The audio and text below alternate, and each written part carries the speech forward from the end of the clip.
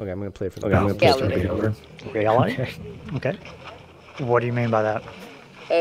How the world works, like we're here right now, and my belief is that it's all inside our heads, and like this doesn't exist. It just exists because my brain is creating right now, and like we actually don't exist. We're just here, like you are here because my brain is creating you. Your brain is creating me? No, not my brain, but like my consciousness, like.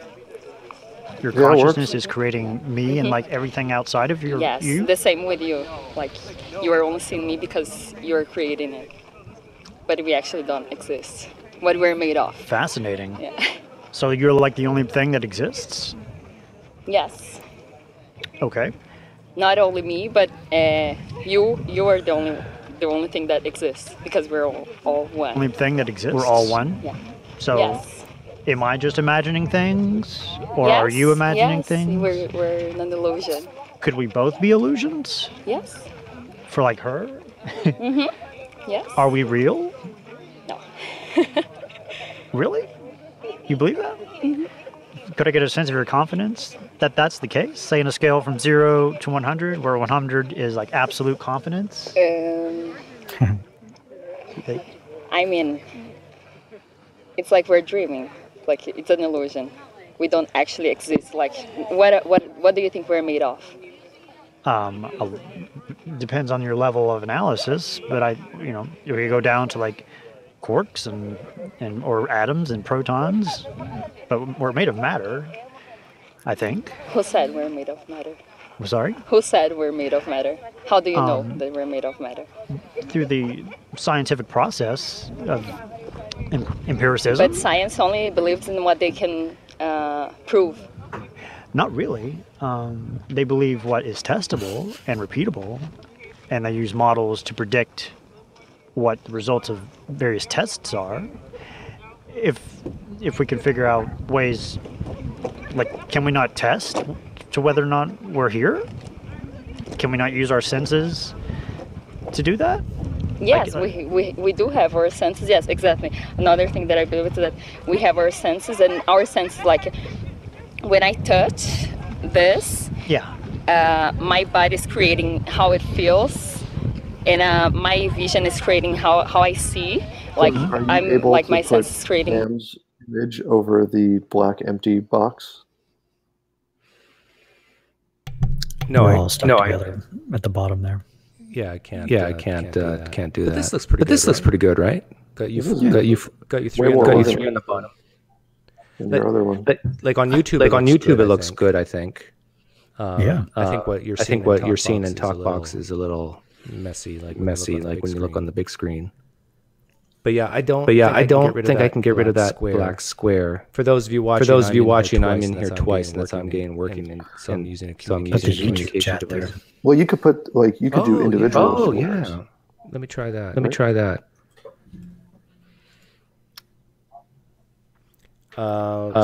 Say that again, Pete. You could do the individual squares. Like you could make individual squares for each one of us, and line it up. Wait, say something, Doug. Check 1 2. Check 1 2. What's Is there a problem? Somebody says you're echoing, but I don't hear it. Yeah, on YouTube you're echoing. Okay, Let me fix that.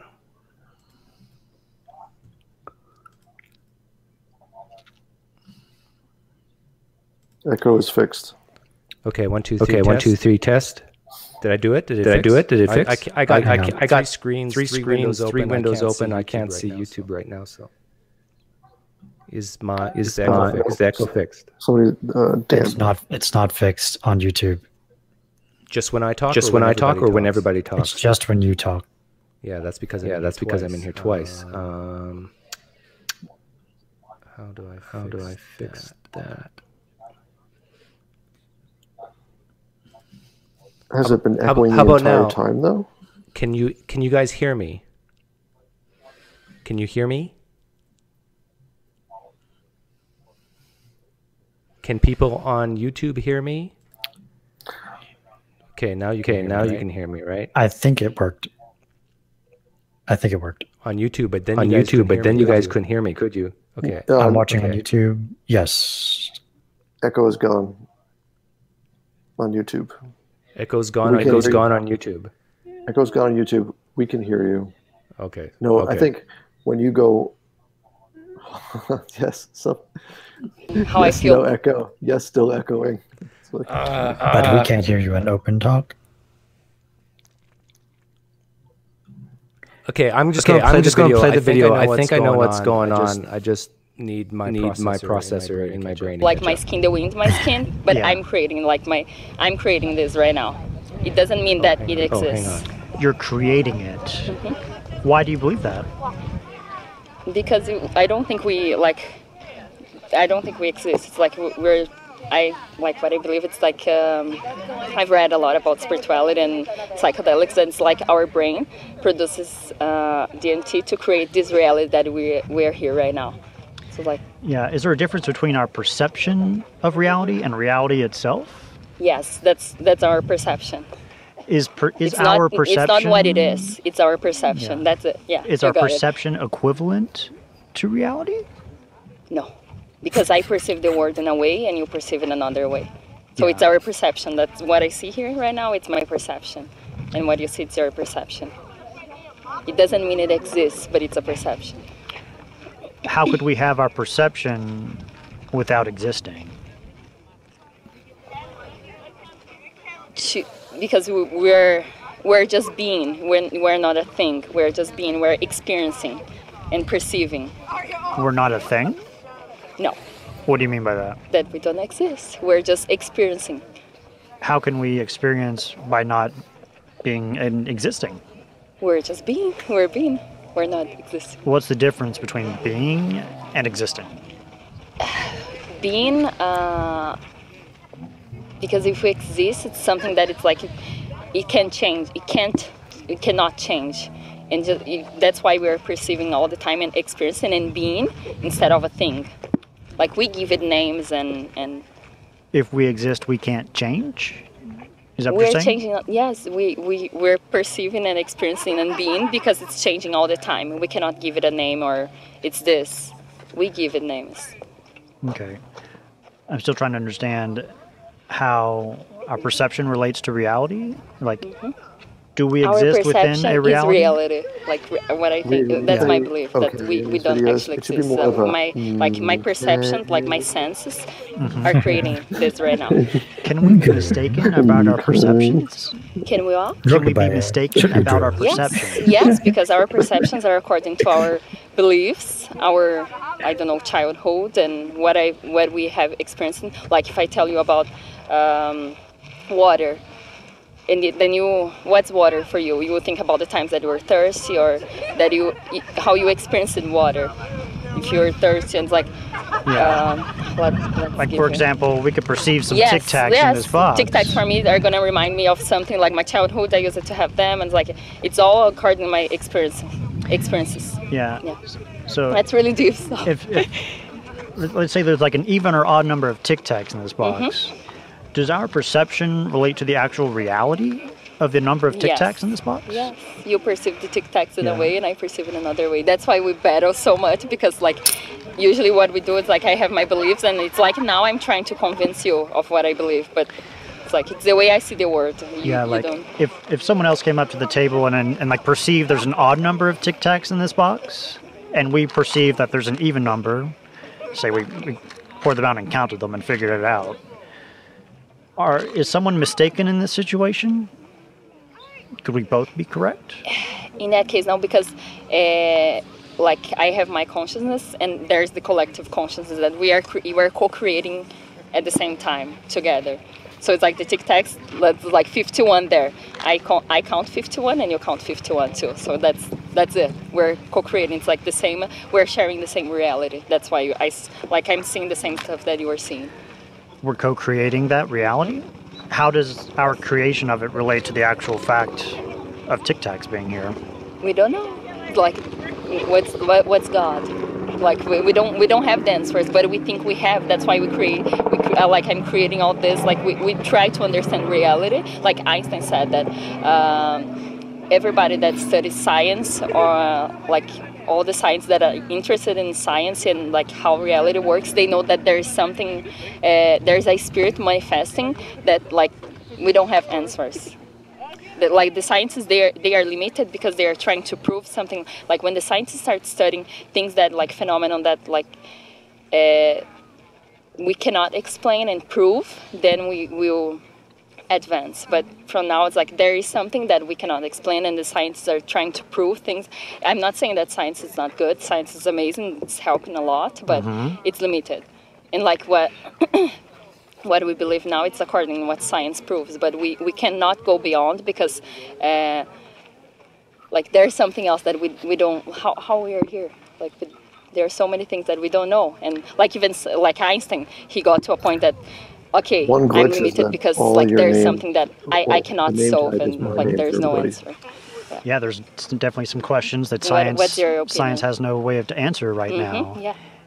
And it seems like science is pretty much the best way of figuring out reality so far that we've figured out.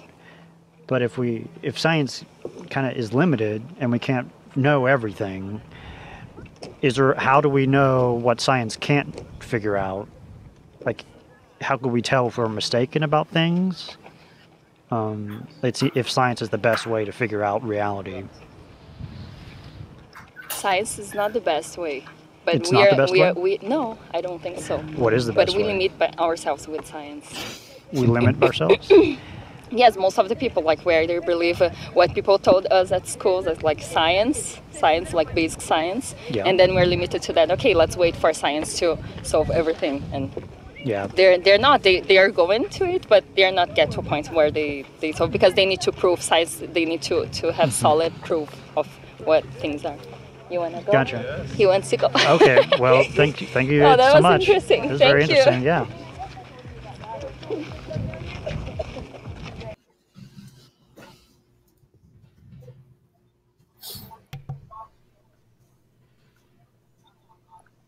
Reed, who was that person that they wanted the autograph from in one of your videos? Who was that? Yeah. Oh, the person that they wanted the autograph from? It was some dancer from Dancing with the Stars. Yeah. Mark someone?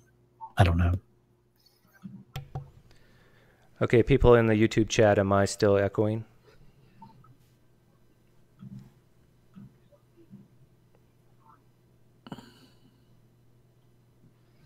Hello?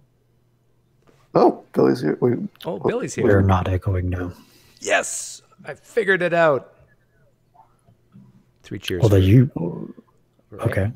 Okay, let me get Billy in here, because Billy is the most devious dark arts person. He's way worse than me. Let's get him in here. Well, I see him. Hey, he is already in here. Yeah. Okay. So, yeah, this is cool. So what I can do here now is I can leave that video there for now. I can play YouTube videos and make you guys bigger. But since it's my channel, I'm on top of you guys. You're at the top. Yeah. Actually, I could put myself right on top of there, but... Yeah, wow, look at this. We're one big happy family. These are the guys I first met on Blab, and now we're all together once again. All we need now is Leon. Put yourself in the middle there, where that black one is. Oh, but then I have to crop myself, and and then I have to do this. This looks like a pyramid scheme. There you go. Actually, this is... Oh, yeah, if I do this, then I can cover cam up. And green screen yourself and then put yourself there. I'll just do this for now. Okay. So here's the panel of judges. Billy, Cam, I'm in here twice. That's Doug in the middle. I'm Pine Creek on top, Reed, and then Science Beat. Very good. How you doing, Billy? Doing good. How's it go? What's going on in here?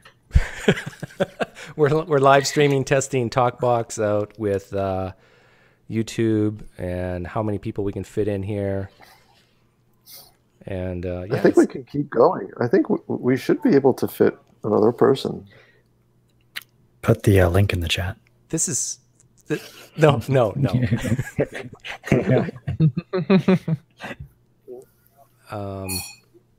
No, if we add any more people, then we run out of room in the bottom. I think this is perfect. Do we? I don't know. I think. Well, we get smaller. I could just adjust. Yeah, but I don't want to go too small. By the way, for the people that you don't know, the guy on the far left, Billy, he is a YouTube superstar known as Scrap Man. Oh, should we add Darth Darwin if you're out there? Oh, God. Oh, Darth loves me. What's his real name again? I forget. Did you see that, Billy? Some guy. Yeah, the critique. Yeah, he just destroyed me. Reminds me of that other guy who destroyed me early on in my YouTube career. Said I was a big bag of beep. Yeah, you're a very disingenuous person. Did we want to show another one of your videos, Reed? No. Is the one we just played up on your channel already? Cordial. Yeah, just. What's the name of your channel? Cordial Complexity.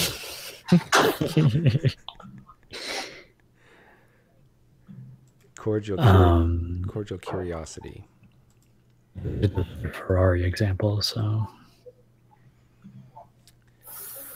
Pete and Cam, why don't you guys have YouTube channels yet? Everybody's doing it.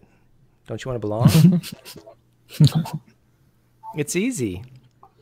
I'm busy doing other stuff. Saving the world from bacteria.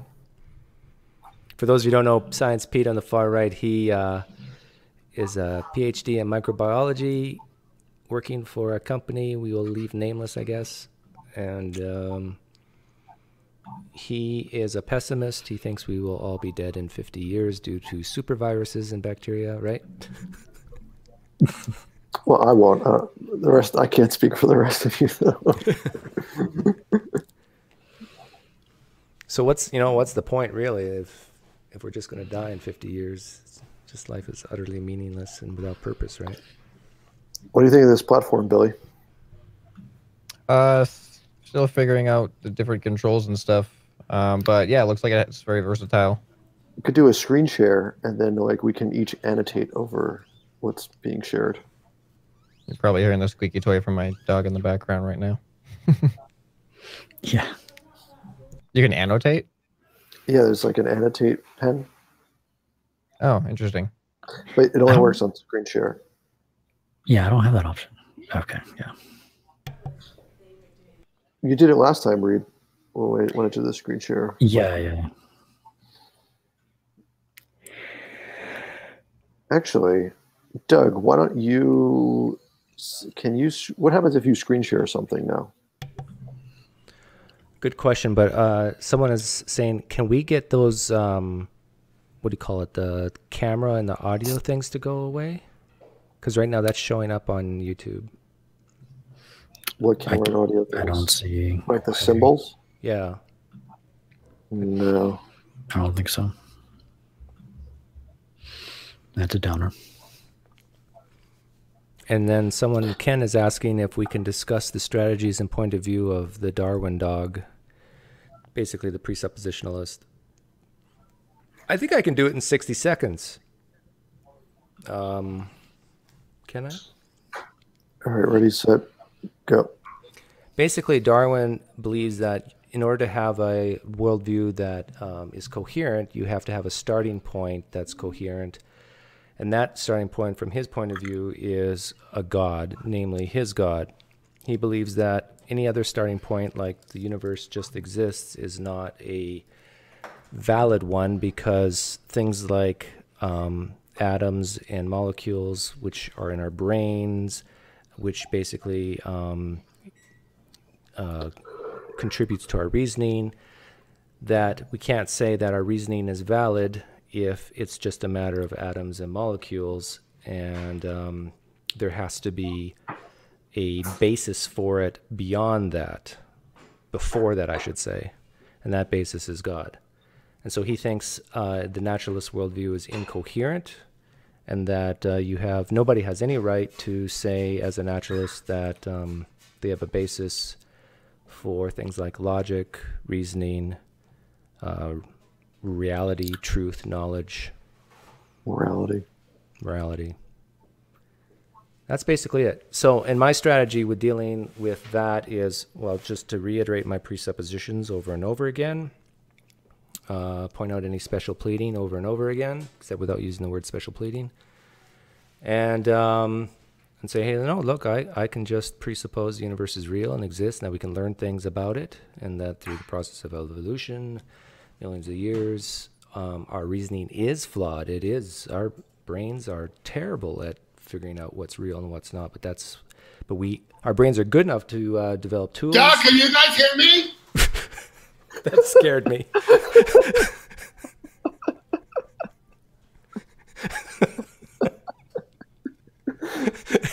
Hi, cousin Leon. Do you like TalkBox, Leon? Look at this. We got the whole family in here now. Yeah, we're live. So no swearing. Oh, but they can't see me. No, they can see you. Yes, they can. I like how it just automatically squeezes him in. And Leon leaves. Yeah. He's hideous. That's why he's left. He's very self-conscious. So that puts us at how many? 1, 2, 3, 4, 5. Where's Reed? Where is Reed? Reed's so quiet, we don't even know what he's missing.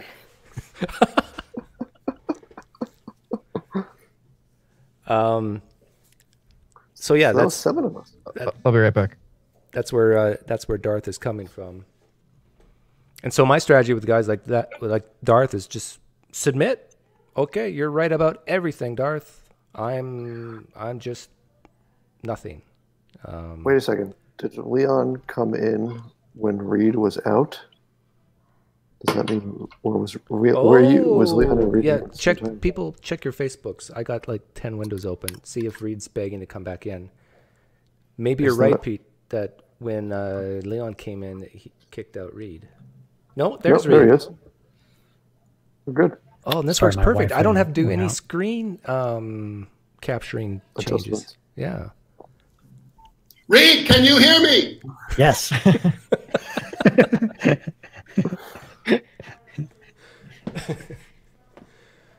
I gotta say, this is pretty stable for us all being in here like this. Yeah, and I don't think there's a bit of a lag. That's not bad. But people can't just watch us like blab. Can't hear you, Cam. This is. Yeah, people can hear us just like blab when they go to my YouTube channel. So from you're still X-splitting, Doug. Yes. What I understand is that TalkBox is the company that has the platform from which Blab was built off of. Oh. I could be wrong, which is why some things look Blab-ish, like the number of people in the meeting was. I think that symbol was in Blab.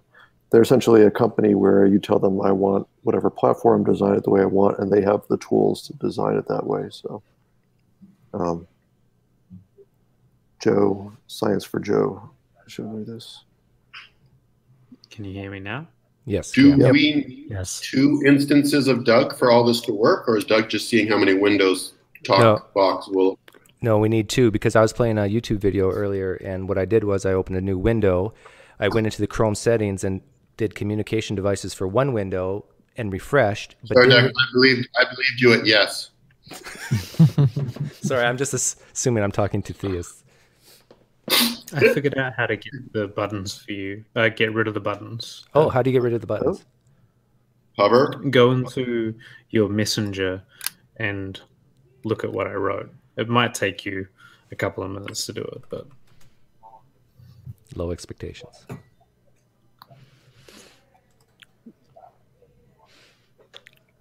But yeah, that's how I handle guys like Darth. I basically don't make any claims, submit to his will, and then ask him details about his worldview that are contradictory.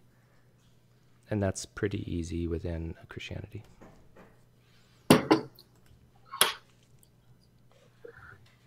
So we should be able to fit 2 more people in here.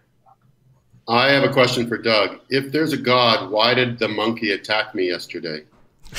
That's pretty fierce. What kind of monkeys is that? Smaller than me. I should have dominated that little fuck. Sorry, is this supposed to be family friendly? Yeah, whisper that word. He jumped at me. 6 feet 2 inches tall, 220 pounds. This thing's like maybe 80 pounds. And again, I deal with this at work with these crappy little teenage primates. And I got to come home and deal with these crappy little teenage primates. I can actually show the video of that. Oh, no, you don't have a video of them attacking you. Do you? It's kind of whacking at you. Maybe Doug didn't watch the whole video. There's a clear monkey attack on tape. Mm-hmm. I got it here. Let me bring it in so everybody can see what you're talking about. So, do you want to tell people where you live, Leon, or no? Well, I live in Islamabad, right near a national forest. I'm still in the city, but just on the edge of town. That should be enough to set up the clip.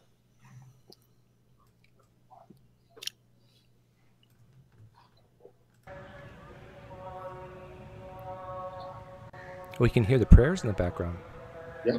No, the soundtrack is quite nice. Okay, there's the monkey.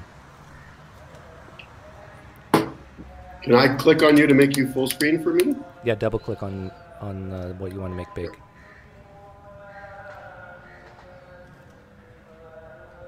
What kind of monkey is this again? Reese. Reese's macaque. Yeah, but the bigger version, not the little version. So you think that monkey's 80 pounds?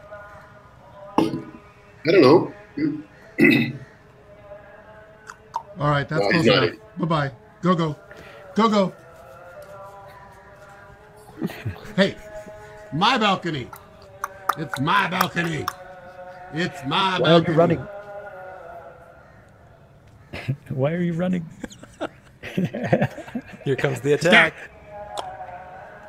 Whoa, buddy!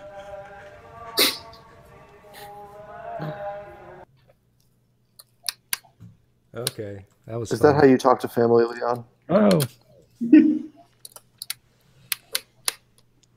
No, clearly, if a God existed, that would not have happened. That's my point. Yeah. So how you doing, Leon? You still have a job? Yeah, and there's just other craziness. Again, we can't talk about that here at all. Yes, Doug, to answer your question, yes. And you could end the live stream so we could talk about it. How do I get back to putting everybody as equal size? It's not like up So here. if we go to the layout.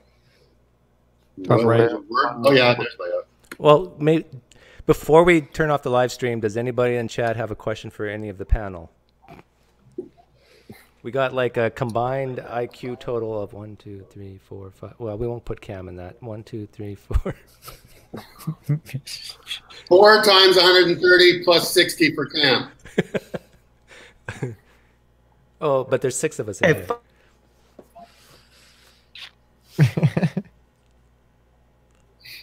You admit Brain's understanding is imperfect. How did you get Darwin to admit he has no basis for his precepts?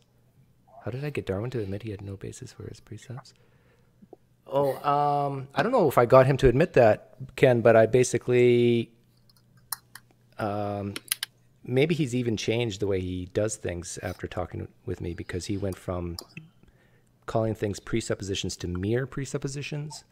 That his presupposition is not a mere presupposition because he adds on to that revelation. So I just copy. I copy revelation. Yeah, I just copy whatever he does. So if I say I have a presupposition, I say, oh, by the way, it's my presupposition is not a mere presupposition. There's evolution via common descent, acted upon by natural selection. So that's how I can justify my reasoning through testing and so forth. Cam, do you want to say something? Can you hear me? Yeah.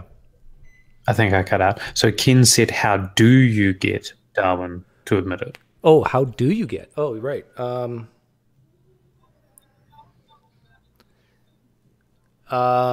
Good question. Can I let you think, Doug? And I'll answer as the theory of knowledge teacher. I'm a grade 12. I teach theory of knowledge to senior students in high school. And they themselves would destroy the premise. It's almost like I reject the premise of your statement. Because a person who has, a natural human ability or capability to understand language and logic sees through a presuppositional argument as silly. And the argument for Darwin has evidence. It's called empiricism. There's a scientific method. So, in high school, a high school student of average intelligence understands the difference between evidence or evidences or data, that some data is better than other data. We can evaluate arguments. Some arguments are better than other arguments. And we teach this in school. And somehow these presuppositionalists miss that lesson. But Leon, you have presuppositions, whether you're aware of it or not. I do. Right. So the question that has been revealed to me in a way that I can't deny is the point where it's stupid. Sorry, retarded. So while you were talking, I was thinking about how I would answer, and I was totally ignoring what you were saying. And I think the answer is criteria for presuppositions, like what makes a good presupposition. And I think the answer to that is as simple as possible. Something that is as self-evident and as simple, and I guess, Cam, is it fair to say something that's self-evident to like the vast majority of all Homo sapiens on the planet? And God does not fit that, at least not one coherent picture nature of a God fits that. But it seems like the vast majority of Homo sapiens on this planet all agree that we do live in a universe and we live on a planet, and it at least seems like everything is real around us. That's a pretty solid presupposition. And in my opinion, what Darth and Precepts do is they add a layer of a presupposition on top of that and say within this existence is this nebulous, undefinable God. I kind of talked about this with Ozzy Manius. Is that the full name, or just called Ozzy? And I was asking him what's the difference between a good presupposition and a bad one, and it made me think that a good presupposition, you only really need one, and many falsifiable claims can be built off of a single presupposition, where a bad presupposition requires you to have more presuppositions that can't be falsified. Correct. Ding. I was getting some feedback there, but I'm not sure. Yeah, there was a little bit. Yeah, I heard that when I was talking. It might have been. I just hear it now too. It's just with Pete. But Ken, you have to remember with guys like Darth, you got to remember what their goal is. Their goal is not evangelism. Their goal is not to spread knowledge or anything like that. Their goal, just like he was talking about the goals of SEers, his goal is to shut people like me up. That's his goal. You will shut your mouth or I will shut it for you. And where I get that from is I think many of people who espouse the precept argument are followers of Greg Bahnsen, just like they accuse SEers as followers of Peter Boghossian. And Greg Bahnsen says, look, and most of them are Calvinists, believe that, regeneration, God chooses the believer doesn't choose God. And so therefore it's just, the goal really here is just to shut up the people who are causing people to doubt or just feel uneasy about what they believe. And Darth, if you ever hear this, you know what I'm saying is true. Well, of course he knows what you're saying is true because he has God to back up his reasoning. It has been revealed to him in a way that he can be certain. Okay, we got to figure out, if you're not talking, should we mute ourselves? But I'm not sure which one is me now. Well, that feedback, so I hear the feedback when I talk. So if it's like sound looping through a mic again, but it's somebody else talking and see if the same thing happens. It's one. What of about the- me? It's that one. Yeah, mute that one. Now say something, Pete. Hello, hello, hello. Oh, still there. Sounds like when you're talking to somebody on the phone, you can kind of, or another person in the room could hear the person on the phone. Or maybe everybody turn down their volumes in your headphones, so you can hear us, but it's not coming through your mics. Is that better? But it's just Pete. Maybe it's because Pete. Is it Leon? Which square is Leon? Is he the guy who's... Leon could be, yeah, I think that's what it is. Mute Leon. Might not have any headphones on. Everyone mute his square. You can mute. But which square is his? The one that's, it's the black one. There's two black ones. The other one? I only see one. I don't hear it now that I've muted him. Can you? Yeah, I've muted two black squares, so I still hear a little bit. There's It's much better. It's the one black square should not have green coming from the corner when someone's talking. Check 1, 2, check.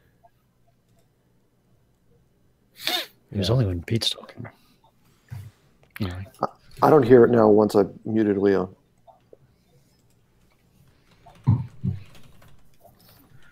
Anyway. Hold on, I'll try now that I unmuted him. No, I don't hear it now either. Strange. Viva is asking Reed, are you soft rock DJ or librarian when you're not doing SC?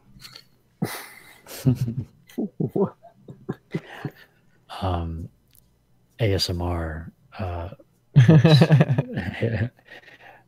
Yeah, I have a secret ASMR YouTube channel.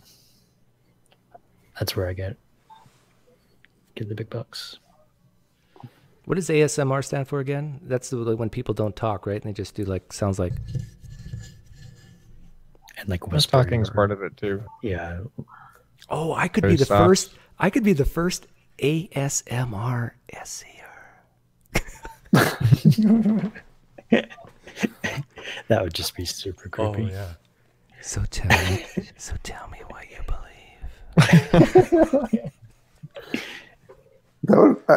I would love to see Reed's impression of a soft rock radio host. We got a nice little ballad coming to you here now. This is by You got to go. Extreme. Hey there, hi there, ho there. This is Reed Nicewander coming from you live. Where midnights rock around the clock. WNBC.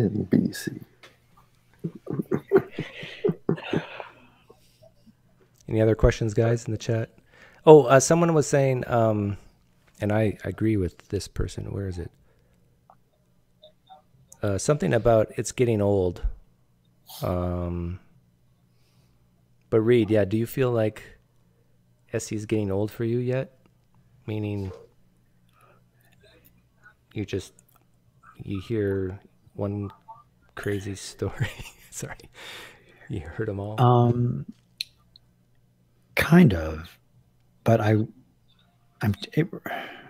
just getting all these videos and interviews, and like patterns are starting to occur, and the patterns, pretty much the responses are belief agnostic, or it doesn't matter what beliefs it is. You just get the same pattern of justification, and I kind of want to do a series of videos around why I think that's happening. We have a theist who wants in. Should we gang SCM? Who is it? Pastor Dean Meadows is in the house. Invite him in, but let's not gang SEM. I know. I'm being facetious. I would never, ever do that sodomite thing. Do we know Dr. or Pastor Dean? Yeah, I know Dean. Meadows? Yeah. Okay.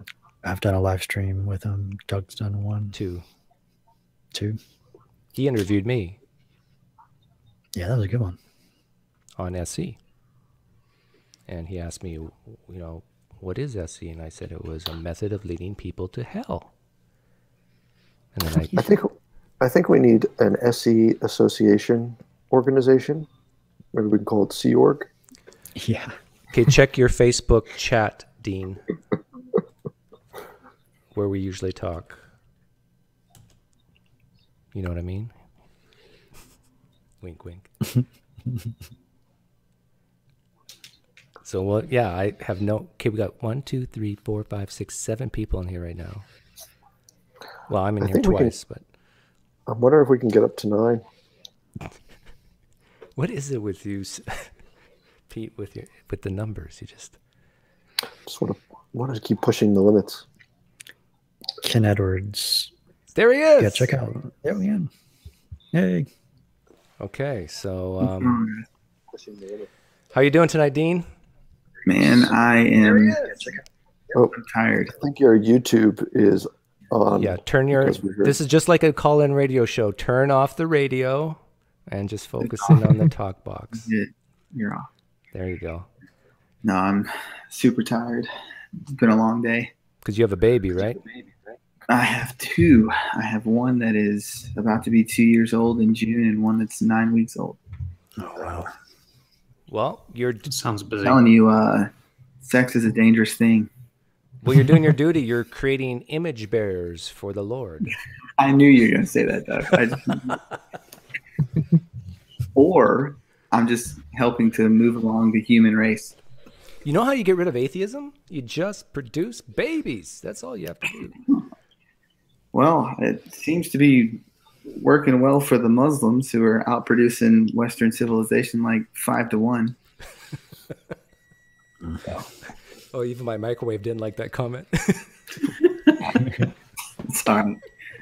But no, it's been let's just say it's been an eventful day. I've had a bunch of people come to me with I'm telling you, I can't obviously share it, but I thought that I've seen everything in ministry until today. So I'll just leave it at that. Oh wow! Did it involve an exorcism? It was not an exorcism. Oh man, I really want to hear a good exorcism story. Exorcism story. That's more Catholic. I've never encountered that, nor have I ever even attempted to do it. It seems like the Catholics are really good at that stuff. Have you seen any cases of demon possession? Any cases of demon possession? Geez. No, I haven't seen any cases of demon possession. What is the clinical presentation of demon possession? What is the what? The clinical presentation of demon possession? Are there certain this is the part. So this is the part where you ask me biometric statistics stats that you need to meet before one can diagnose you as demon possessed? Well, no, I know that there's I know that when I was at Biola this past summer, there was a comment made by a professor that referenced, and I don't know what the reference is, but it's like of near-death experiences, and within that was claims of demon possession. Now, I don't know the clinical stats on that, but there are definitely people out. I mean, I think we'd all agree there are people out there that would claim that stuff's still around. See, I have a very, I guess, unique position on that. So Dean, I got an idea. This will perk you up. Doug having an idea is a dangerous thing. For lack of better terms, you have 1, 2, 3, 4, 5, 6 atheists in here right now with you. My cousin Leon's blacked out, but Dude, Leon's hilarious. He's probably listening. So why don't we try this? Ask each of us one question. Anything you want. You got 6 of us in here. Don't look at me. And I'm an so idiot. the guy that's right next to you, you know him. He's Reed. So why don't you start with Reed? And it doesn't even have to be a theological question. Just ask us anything you want. Okay. So I'll start with Reed. And I'll remind you the names of everyone as we go. So Gotcha. So Reed, I'm just curious about you and your life. So what do you do outside of meeting people at parks and asking them questions? Like, what's your like day job, I guess you could say? Soft rock DJ? Not soft rock DJ. Okay. Right now, I'm helping out with a. No, I'm not a dancer. Exotic dancer. Right now, I'm helping to shoot videos and edit videos for a podcast that I listen to, Mixed Mental Arts. Cool. They do at least 3 or 4 interviews a week. I just went to Sharon Stone's house and helped record an interview there a couple days ago. So it's starting to. That's a big deal. Did she reenact that scene from? Is it Fatal Attraction? Is that the Basic Instinct? The Basic Instinct. Yes. No, she did not. Oh, what a waste of a trip. Tell them these are Christian ears, Doug. Keep it clean, Joe. That's been fun. I know. I was in the Marine Corps, so I've heard it all. Okay, is the answer fully is the question fully answered to your satisfaction? Yeah, absolutely. Okay. No doubt. The next square that you can see is Billy, with the guy with the dark aura around him. Okay. He's atheist. I've known him for 3 years at least. Okay. More than that, probably. Yeah, probably more than that. Ask me anything. So, Doug, can you hear me? Oh, I have a great question you could ask him, but so use your powers to read my mind. Gotcha. So Billy, what's your background? That's shifted a lot over the years, but looks pretty green. Looks pretty green. You want like the majority of my background or like the more recent background? Because recent is not as big of a time period, but just Cliff Notes will be fine. Okay. Well, I spent pretty much most of my adult life in Hawaii to go to school for psychology, but became a circus artist, professional circus artist for most of that time until I moved out of Hawaii 2 years ago and became a professional YouTuber. And that's where I'm at now. Okay, cool deal. That's awesome. Okay, the other guy left. The guy on the far right is Science Pete. Ask him a theological question if you want. Like, don't be scared. Question. Okay, here's one. Do you think that God and evolution are compatible? And in this way, do you think that there's a way in which the theological community and the scientific community, is there any common ground that they could come together and help the world be a better place? I think those are two different questions. So okay. I think the theological community and the scientific community definitely have common ground as far as, depending on which theological community you're talking to, but for the sake of the argument, we'll just say one that wants peace and love throughout the world. Yeah. I guess both can find common ground in just wanting to see the betterment and advancement of mankind. Mm-hmm. So I don't see any sort of discrepancy there, again, depending on the theological group that you're talking to. As far as evolution goes, it depends like which theological perspective on evolution you're talking about. I guess if we want to take it simple, as far as like, scientists would say, we don't know what's before the Big Bang. Mm-hmm. We're comfortable with saying we don't know. It's a question that we get to ask, and maybe one day we'll have the tools to answer that question, where a theologian may say, well, something has to come from something, and that something is God. So I think what it boils down to in the end is we really don't know. I think one side might be being a bit more disingenuous about their ignorance on that subject than the other. But if you're talking about a theologian's position as far as evolution can't be true because God created Adam and Eve and that the earth is not. I guess I'm thinking more along the lines of like theistic evolution. Do you think that that's something that is a viable position for a theist to hold, or do you see it as, okay, well, if evolution is true, then there's no possible way that God can exist? You see what I'm saying?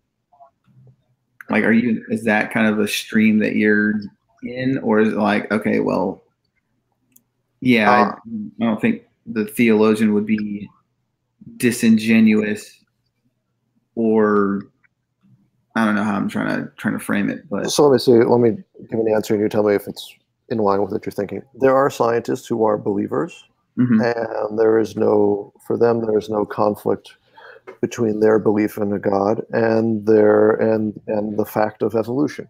They think both are compatible with each other. And some would say, I think like Francis Collins would say that, science gives us understanding into the inner workings of nature, where faith gives us meaning to what life is about. And I guess that's how they will consider it compatible for them. For me, I don't see it being compatible because at some point you have to make this jump to something that there's no way to test. And for me, I'm not comfortable with just sort of giving up my ability to reason around things or seek knowledge of something that I'm ignorant on and just making a claim that something exists, just maybe based on some sort of emotional view that I need to have meaning and purpose in life. Okay. That makes sense. Yeah, no doubt.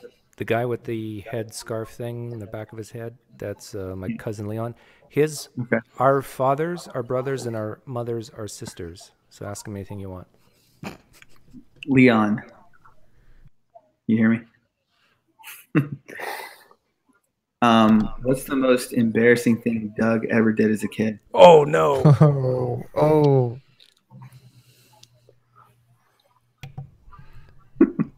There's a deep pool to choose from. He told me I could ask any question. Where do you go? Keep it family friendly. I'm going to tell the story when he was beyond the age of consent, because let's not pick on the small Doug before he knew better. But he would tell stories. So now he can be held responsible. I have my finger on the live stream button, Leon. He would tell, I know the most embarrassing thing we did together, but we can't talk about what happened in Tampa. No, we're not talking about what happened in Tampa. We're not talking about what happened in Tampa. Like, there is a clear answer to this question that you will never know. But in 4 years we can, because isn't that when never. I was going to say, that statute, I think in 4 years, the statutes of limitations will be up on that. We can talk about it publicly. However, until that time, Doug would love in... Did Doug just go off because he was turning red? Can you guys hear me? I'm here. Okay. You're still alive and well. Doug, with straight face and naivete, would tell stories like at a dinner party with polite company, like, not necessarily everybody knew everybody very well, about, and that time I was showering with my friends in high school, and he would just go off on this story one should not tell in public, and old ladies turning red, and then you would pull him aside and say, Doug, it's okay. They love hearing stories like that. That will be my answer to the question. Nice. Is Doug back? I'm here. That was a very safe story, Leon. I was going to say. Gotcha. I like the story of Doug almost freezing to death, and he had to use like a camping stove to stay warm. That is a great story. It's a full and rich story. Oh, nice. Dean, you want to hear it? Okay, great. This story took place. All right, I'm gonna mute myself again. Cam's got a twitchy ass, and he's like, "Oh." I went to a private Christian school, Dean. that was very conservative, and it was Aren't they all? it was January, I don't know, 1985, 86, and it was minus 30 degrees Celsius outside, or about, I don't know, minus 20 Fahrenheit. And I was at my girlfriend's house, and it was middle of the week. Curfew at the dormitory was 10, and it was like past midnight. And my girlfriend, who was older than me, she had drove a Mustang. I was very popular because I had a girlfriend who drove a Mustang. And she dropped me off around 12:30, and I knew I'd be in huge trouble and probably expelled from school if I went to the dormitory. So I went to my sister's house that was on campus. She lived in a trailer. And I had done this before. And so my girlfriend drops me off. She drives away.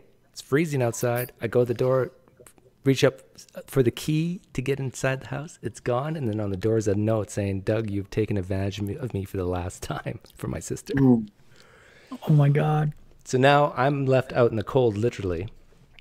And I had two choices. I could just survive in the cold or go into the dormitory and risk being expelled. And so I decided just to stick it out. It was like 1 a.m, and I knew by 5 a.m. the cooks would come into the school to make breakfast for all the kids. And so I knew all I have to do is survive 4 hours in this weather. And so fortunately my sister left her car open, and so I could get in, and there was a hot plate in the carport. And so I plugged in the hot plate, and it could barely reach into the car, and so I could heat myself in the car, but the door had to stay partly open, so cold air is coming in constantly, and I would fall asleep, and I burned my hand on the hot plate, and but I made it. 5 o'clock came, and I snuck in, like when all the cooks started coming in, I snuck in just like a covert operative That's a legit story, no doubt. Yeah, but then I did the stupid thing of telling all my friends, "Hey, this is what happened," and then it got around to the dean, and I was still in trouble, but I wasn't expelled. Anyhow, what's your question for me? Did I ask Cam a question? Oh, right, Cam first. Okay. All right, Cam. Ask him a Bible question. He's good at the Bible. I will ask him a Bible question. Really? What evidence do we have that Q is an actual document?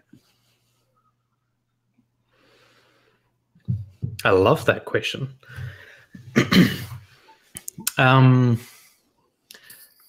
So the standard position is that our evidence for Q comes from the shared material between Matthew and Luke that is absent from Mark. And so the idea is that we can look at these two Gospels, Matthew and Luke. We can look at the things that they share, but that they don't share in common with Mark. And from there, we can infer that there was some kind of shared saying source. And most of that material tends to be verbal material that they share as opposed to narrative material.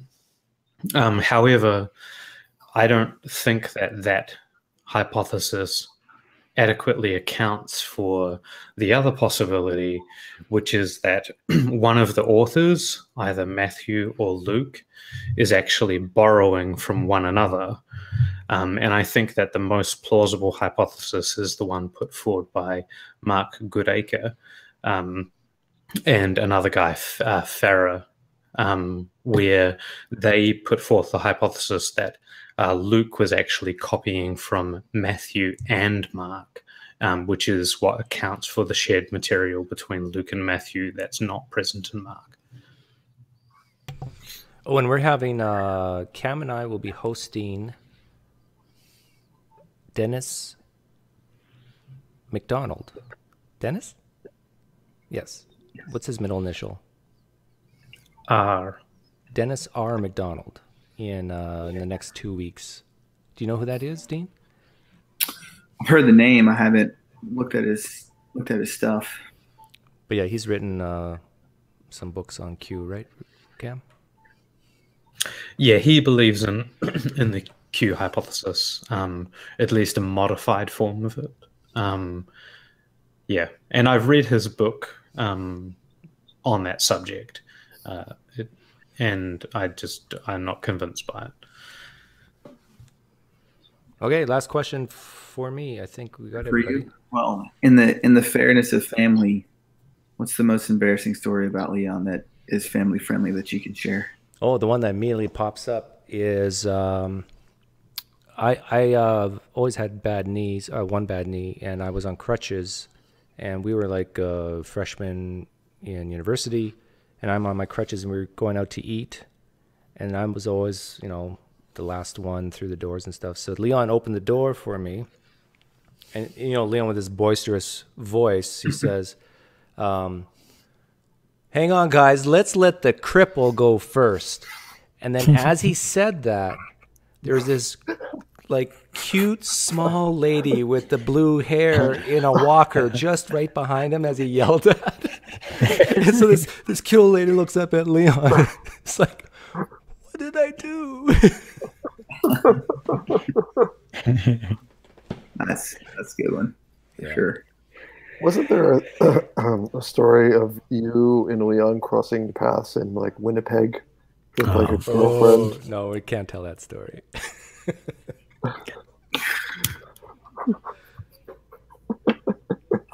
Let's one story that I can tell is can I tell this story?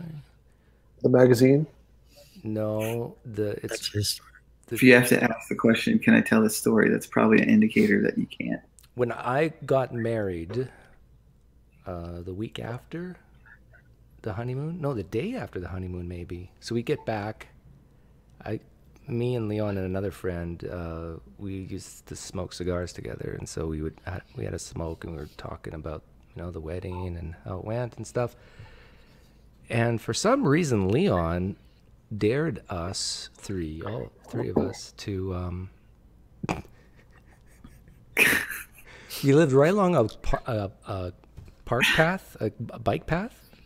And it's not that late. It's like 10 at night, and it's summer.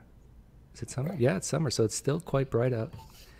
And he dared all of us to run naked along the cart path for like half a mile one direction, half a mile back, just wearing our shoes. Literally just wearing our shoes, and we did it. Oh my god! Yeah. And like anybody could have come on that cart path at the time, but fortunately it was just that old lady with the walker, and that's it. And as she walked by, she was like, "Nike, just do it." Yeah, that time she didn't look up; she looked down. Oh wow! All right, I got a question for Dean. What's up? I guess this is a theological question. Maybe Doug has asked this before because Doug has asked this to others.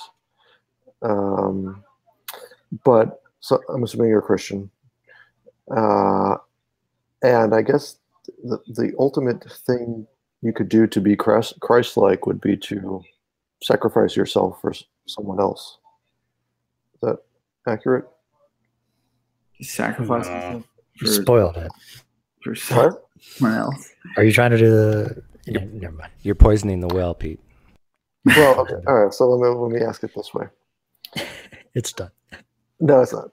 So let's imagine that both of us pass away, and we go up to the pearly gates, and St. Peter says, this person looks at me and says, this person is not a believer in God, banishing him to hell.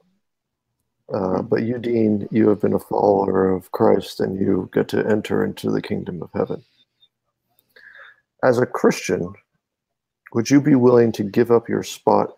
But St. Peter says, I will allow you to sacrifice your position in heaven to allow Peter to not be placed in hell.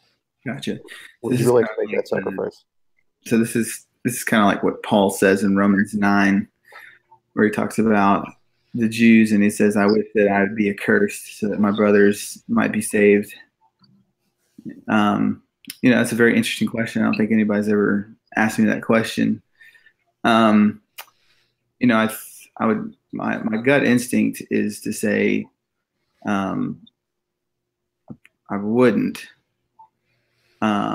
but I also think the question is skewed in the fact that it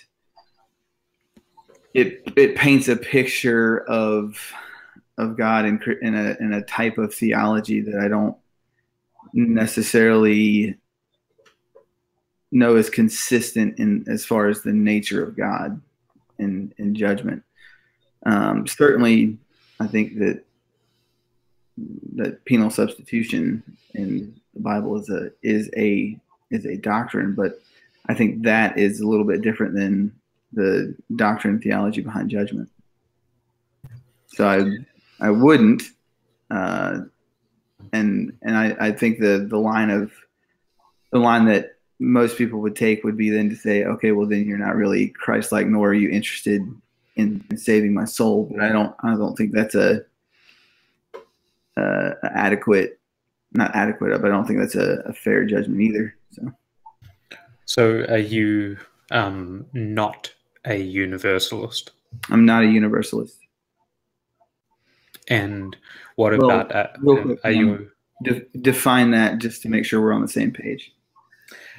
Yeah, well, it's going to be difficult to define, but something along the lines that that Christ will reconcile all people to Him. So kind of the Rob Bell line of yeah.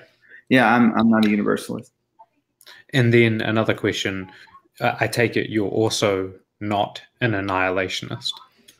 Correct. I'm not an annihilationist either. Cool. Well, then it was a great thought experiment for you then. That's an interesting question. And Reed thought I had messed it up. You did mess it up twice. I did. No, I think it's only fair that since Doug allowed me to ask y'all a question, y'all can ask a question. Each one of you can ask a question for me. I think that's just fair. And I don't even know if it's not really meant to be like a gotcha question or something, but Doug was actually taking stats for a while there on how many like Christians answered the question one way or another. Yeah. Do you still have that, Doug? The litmus test thing we came up with? No. The one where you were keeping a tally of like the number of Christians who said that they would give up their place as long as you. Yeah, it was something like 4 out of 24 said yes, that they would give up heaven so I wouldn't have to go to hell, and then we both just completely annihilate. And the other 20 said, no, I'm not going to give up heaven for you, Doug. I'd rather you suffer for eternity in hell than me give up eternal bliss and glory with my Christ and Savior, Lord Jesus. Amen. To me, that's sick. I was gonna make a smart aleck comment, but I'm not. Oh, I want to take back my previous question. I want to ask a new question. Okay. By the way, the picture of the lady is Jessica Schaub. She'll be joining me on live stream this coming Tuesday in the morning though, 10 a.m. Mountain, 9 a.m. Pacific, I believe. But it's tentative right now, and she's going to interview me. And then I'm going to interview her second. We get no love over here on the East Coast? On the what? Because we don't get any love over here on the East Coast? Yeah, come on, Doug. Give us the time in the East Coast. The time in the East Coast would be 12 noon. Gotcha. Where on the East Coast are you? I'm in North Carolina. Oh, okay. Thanks. That's your second question. No, that wasn't it. Sorry. Okay. I'm gonna state a claim about myself. Okay. And that is that I own a Ferrari. And I'm just curious, on a scale of 1 to 100, how true do you think that is? 100 being it's true, and 0 to 100. 0 being there's no chance in hell that you own a Ferrari. No chance in what? Heck, come on, keep it clean. No chance in heck. Sorry. Well, I don't necessarily know that I usually give people the benefit of the doubt unless there's evidence to suggest otherwise. So I don't have any reason to doubt that you don't own a Ferrari since you made a positive claim about it. Could you put a number to that? Are you like a high 90, a high 70? Are you above 50, below 50? I'll do the standard answer that Doug probably gets a lot, or at least Reed gets a lot. I'm going with 99.9. How's that? Wow, 99.9% that I own a Ferrari. Well, what could I do? What can I do to get you to 100? So if I took out the keys to the Ferrari that I own, would that put you at 100? Well, if you walked out of wherever you live down to your Ferrari, got in it and drove, I'd probably say that, yeah, that put me at 100. That's yours. 100% if you saw me get into a Ferrari, start it up, vroom, vroom, vroom, and just tires burning rubber down the road. Why not? Unless the cops came and hit the blue lights on you, then I'd probably say it's not yours. Why would the cops stopping me make you think that it wasn't mine? Because the evidence then would, the scenario and the evidence then would suggest that you have stolen a vehicle. Could it have been evidence that I was just driving recklessly? Or speeding, yeah. That's true. The police could still pull me over, but I could still own the Ferrari. No doubt. Yeah, you could still own it, for sure. And then when they say license and registration, and then they say, step out of the car, we're arresting you and taking you down to process you, then that would probably be. Is it possible that I could have a key to the Ferrari and be able to get out of my house and start it up, but not own it? Sure. How would we know that? How would you know? How would you know that? Yeah. How could I have a key and get in a car? Well, you could have stolen it. I could have stole it. Okay. Is there any way? But how would we know that you stole it? Right. Yeah. How would we know that I stole it? So, is there any way that we could verify that I own the Ferrari? I think you could definitely verify. There's definitely ways you could verify that you own the Ferrari. You could pull out the title and the deed, proof of purchase, things like that. That has your name on it, which shows that you own the Ferrari. Sure. So some documentation that says that, Peter paid for this Ferrari, maybe. Now, Pete, I'm gonna stop you. That's like 7 questions. Okay. Well, there's a point here. I'm just messing. It definitely was way more than that. So when I asked you in the beginning that I own a Ferrari, why did you not request to have some form of evidence like that, but yet you were immediately able to go to 99% that I owned it? Well, the 99% was a troll move on my part. I freely admit that. So you're being disingenuous with me. Sure. No, that was certainly a troll move. I don't know. I would say that my proposition that you own a Ferrari is, I would say, more reasonable than not reasonable. I can't quantify that necessarily in a number. I don't necessarily know you as well as friends or whatnot. But I'd say, personally, I'm just one person who says, I give you the benefit of the doubt until there's evidence to suggest otherwise. So, is there a limit to that charity? Is that your one question, Reed? Sure. No. Is there a claim that someone can make where you wouldn't give them the benefit of the doubt?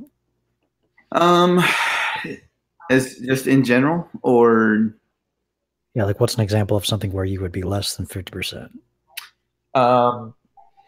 If I walked into a room and somebody was covered in blood and there's a body on the ground, they said I didn't kill them and they had blood all over themselves, I'd probably say it's less than 50% chance that I'm not going to give them the benefit of the doubt, and that's it. Okay. That makes sense. So, if we keep it in the context of a vehicle, is there a type of vehicle Pete could have claimed to own that, despite his claim, you wouldn't have got past the 50% point? Repeat that again. So, is there a I guess if Pete said I own a tank.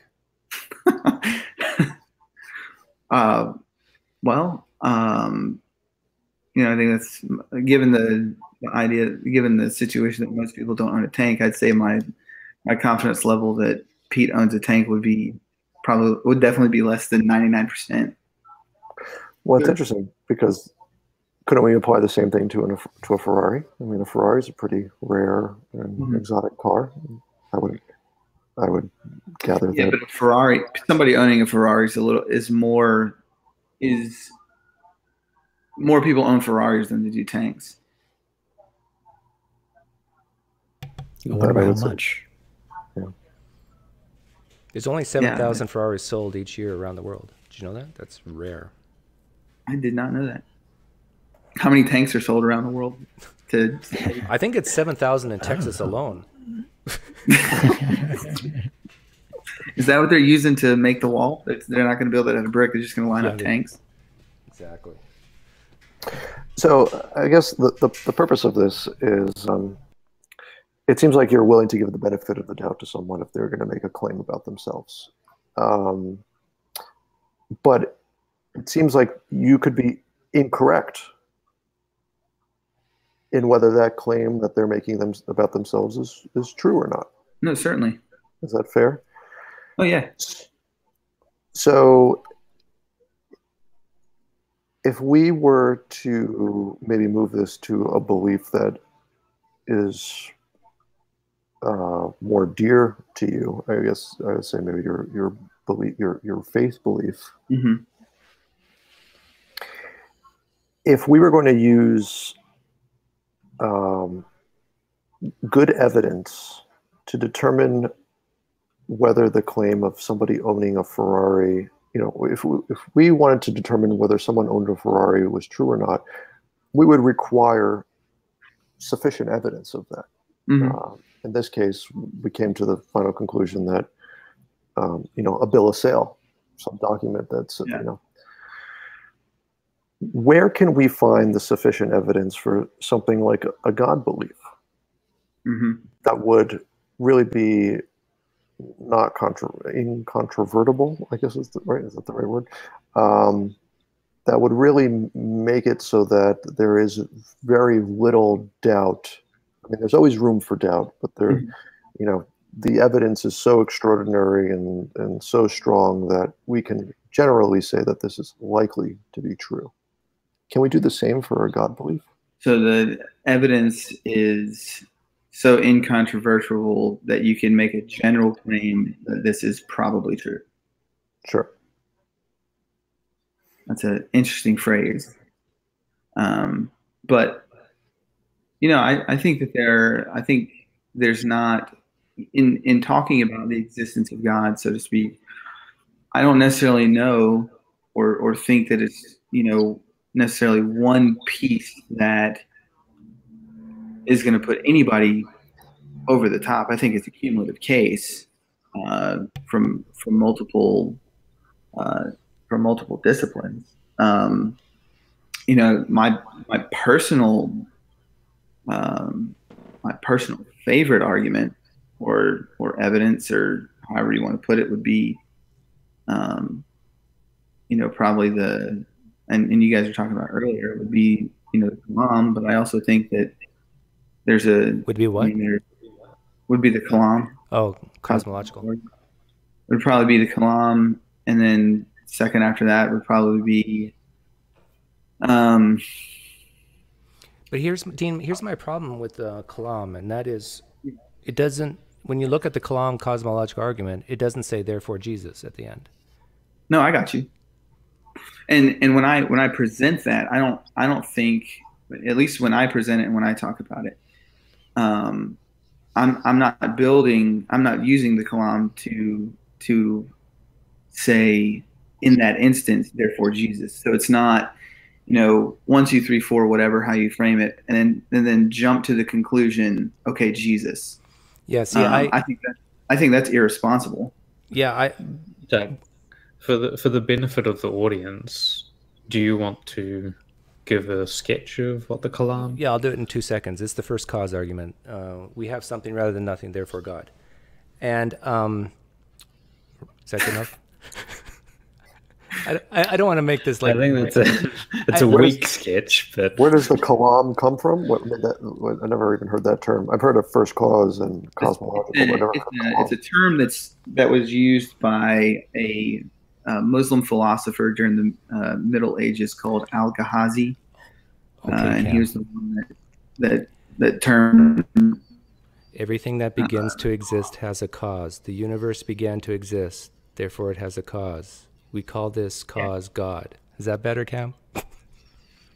Yeah, it's a bit better. I wouldn't, and like I said, I wouldn't jump straight from there to using that argument to go straight to Jesus. So, But I think like a lot of theists I talk to like to go top bottom. So start at okay, we have to somehow have arguments or be reasonable about there being some type of deity out there, and then filter down to the, as you said, the cumulative case for specific theism. no, I'd agree. I mean, you could do it in reverse, but I mean, Yeah, and I prefer reverse because until we know a specific definition of God, then which is found in specific theism, not in general deism, we're kind of just talking about nothing really, because there could be 3, 4, 5 gods, and I know there's arguments. Oh no, it has to just be one. So, Doug, what I'm hearing you say is that you think it's better to start from, usually, and I'll just give you the progression that I usually go when I chat with people is the existence of a general God, the reliability of the New Testament, the historicity of Jesus, the historicity of the resurrection, and then boom, what you're saying is it's better, at least for guys like me, to start from, okay, what you need to do is you need to start for the historicity of that Jesus was an actual person. No, I'm not saying that. I'm saying it's better for guys like me. I think for guys like you, you're smart to go top down, but for guys like me, it's smart to go bottom up. Because because you want to keep it nebulous and vague when you're using the cosmological arguments and the moral arguments and whatever else, teleological arguments. Let me ask you this: why do I want to keep it vague? Let me ask you that. Because it's easier. Because once you put on restrictions of what this God is like and what its nature is, then you run into problems. But if you keep it as vague as possible, then it can work nice and smooth. So let me ask a follow-up if you want me to. Why do you think bottom up works better? Because wouldn't that do the same thing though? Like if you're starting from resurrection. No, because if I can cause you to doubt Christianity just a little bit, then it starts a domino effect of you doubting, oh, well, maybe there's not even a God then. But if you go the other way around, it's going to be like, well, okay, there's a God now, but so what? Who cares if there's God? Well, maybe he does care about me, so maybe I should look into all the religions. And oh yeah, Hinduism sounds stupid and crazy, so yeah, Christianity makes sense to me, and I happen to be born in North America. And yeah, I'll go with that one. And wouldn't you know it, the evidence just seems to line up exactly what I would expect. This is how I think the pattern typically goes for most people. But being mean, Doug. No, that's being real and honest. Not being very charitable. But Dean didn't finish like his reasons. Well, the column, and I think you were going to say something else other than column. I'll get back to that, but what does being born in North America have to do with whether or not a belief is true or not? The biggest point. The biggest predictor. It doesn't. The biggest predictor of what religion you will be is geography. But that's a genetic fallacy, Doug. No, I said the biggest predictor. I'm not saying that it's false or true. And to be honest, Dean, this bothers me greatly because I get accused of genetic fallacies like this from other Christians, but it isn't a genetic fallacy. All I'm saying is the correlation to the predictor. Fallacy to say, like, because the person is from North America, therefore they're wrong. Right, and I'm not saying that. I'm saying Christianity could be true, but I'm saying the biggest predictor of Christianity is where you're born. And that is pretty solid. If you give me an individual and tell me where they're born, and even more specifically, what part of the country they're born, with 80 to 90% accuracy, I could tell you what religion they are. Only 10% of the time would I be wrong. Okay. I'm okay. That's fair enough. I'm glad you clarify that, because for a second there I thought you were saying that North America, if you're born in North America, that automatically means that. Are you saying that if you're not saying that just because someone's born in North America, that automatically means that No, I'm not saying that. one or two is going to be true or false. Correct. I'm not saying No, I that. think he's saying that if you're born in Pakistan or if you're born in Saudi Arabia, The probability is to be Muslim. probability of you being a Muslim is very high. If you're Greater born than anything else. Okay. He's making an argument for the power of culture. Yeah, and another way to frame it would be like, if I don't know anything about a person, and then, like, so imagine to begin with, I would distribute my probabilities of them being from a certain religion to like the worldwide population, right? So I would have like, say, 30% Christian and 30% Muslim or something like that. And then say that I learned that they're from Saudi Arabia and I still don't know anything else other than that, then my probability that they're a Muslim would increase from 30% to yeah, if you see what I mean. No, I definitely see what you mean. I see what you mean. I'm just clarifying that Doug is not saying, well, because you're born in North America, then that automatically means you're going to be one way or the other, and then that automatically means that in some capacity that belief is false or something like that. I'm just making sure that that's not what he's saying. Okay. Yeah. Well, all I'm saying is if I'm placing a bet and I know that Dean was born in, where were you born? Somewhere in Virginia. Farmville, Virginia. And someone said, Doug, you have to wager. Is he Muslim, Buddhist, Hindu, Jew or Christian? I'm going to wager Christian, and I will collect my money 80% of the time. Okay. I think that's fair enough. But what you know, sorry for misunderstanding what you're saying. But one thing that like Jonathan McClatchy is going to come back on the channel on I think Wednesday. We're going to shoot for, and he wants to talk about, and I want to talk about with him the what's more likely question, and he is big on cumulative cases. That the cumulative case, when you look at, sure, Doug, everything can be doubted, but when you look at the whole big picture, Christianity is rock solid. And I want to get your take on this briefly because I know this is, I'm quite confident this is how the conversation is going to go.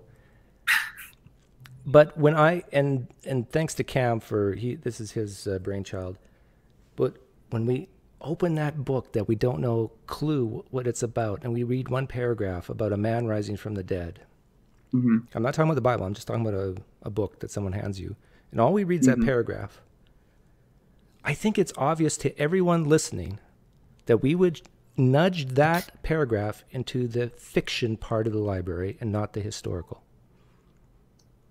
And what I fear is what's going to happen with guys like Jonathan McClatchy and other people who I talk to about this. They're going to see where I'm going. They're going to say, Doug is laying a trap, and I don't want to answer honestly then.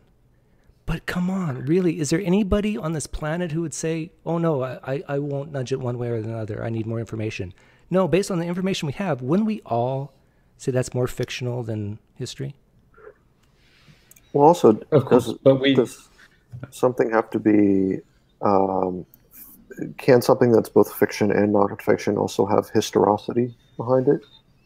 I mean, there's definitely just as much history for Homer's The Odyssey as one could say that there is for parts of the Bible. Yeah, well, you look at the Iliad, I mean, it's full of gods and demigods and things like that, but yet it describes the Trojan War, which apparently, at least according to some archaeologists, we actually do have evidence for. But Dean, and where I'm going with this is, I want to pick your brain a little bit here, because if a guy like Jonathan McClatchy and others who I asked this question of say, yeah, well, I just refuse to answer one way or the other, I'm as a guy asking questions, I'm stuck at that point. And maybe that's the goal of some theists, is just to end it. But if if we're reasoning together, if we can agree that, yeah, we're going to move that more towards fiction, at least nudge it that way. And then we say to ourselves, okay, but we can add more stuff to it. Well, what if there's eyewitnesses to this resurrection? Okay, remember, we're talking about a book outside the Bible, and now we have eyewitnesses. Wouldn't we still nudge it towards fiction? Because the eyewitnesses could be part of a story. They could be made up. They might not No, I think you're, well, the reason I guess I can speak to that is because we've talked about giant green lizards before. And I see your point on that, is that if you just take a random book anywhere and it has, let's not even talk about,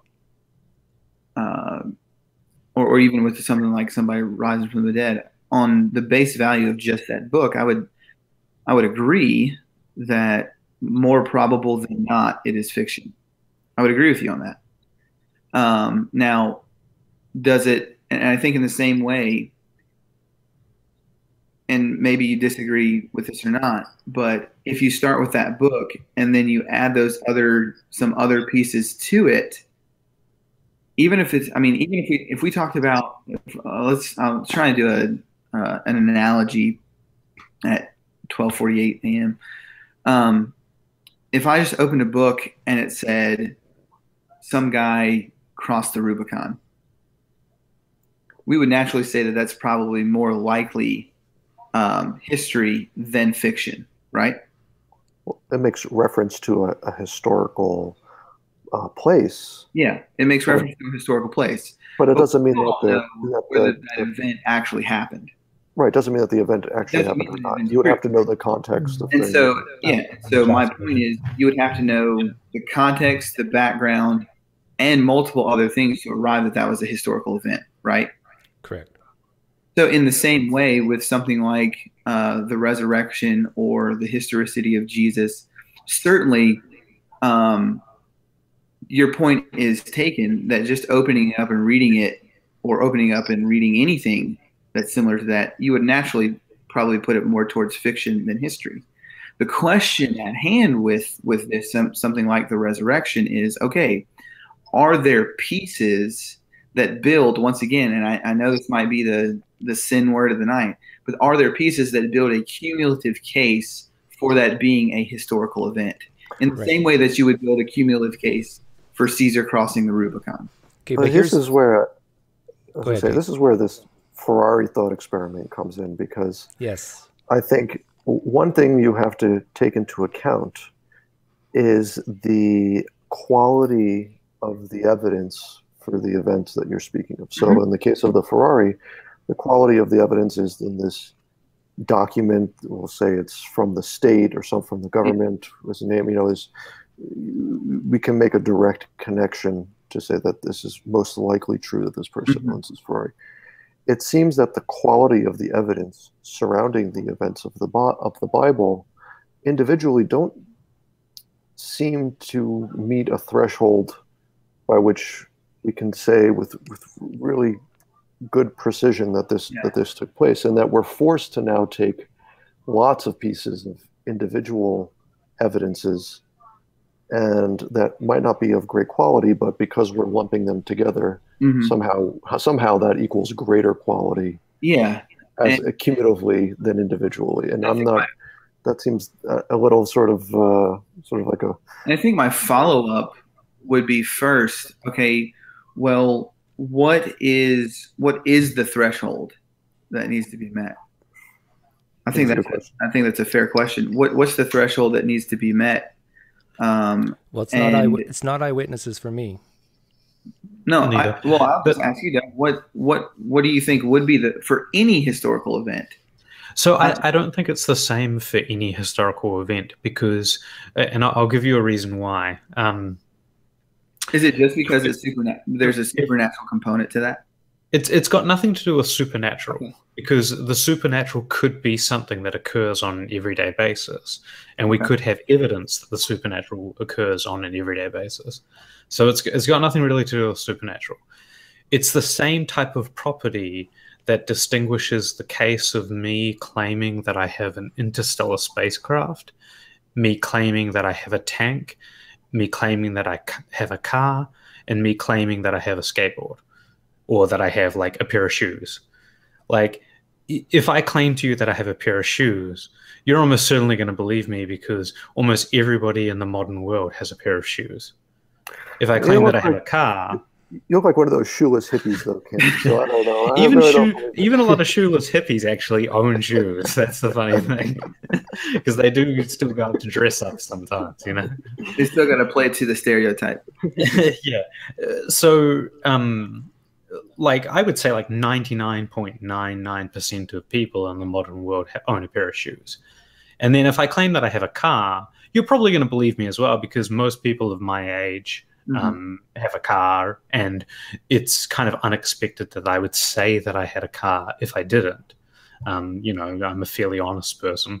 Why would I lie about it? But if I say that I have a tank, well, that's getting a little bit more like incredible, right? Because not many civilians own tanks. Very few, in fact. Some people own like model tanks that are like part functional because they are super rich or whatever, but like it's generally not likely.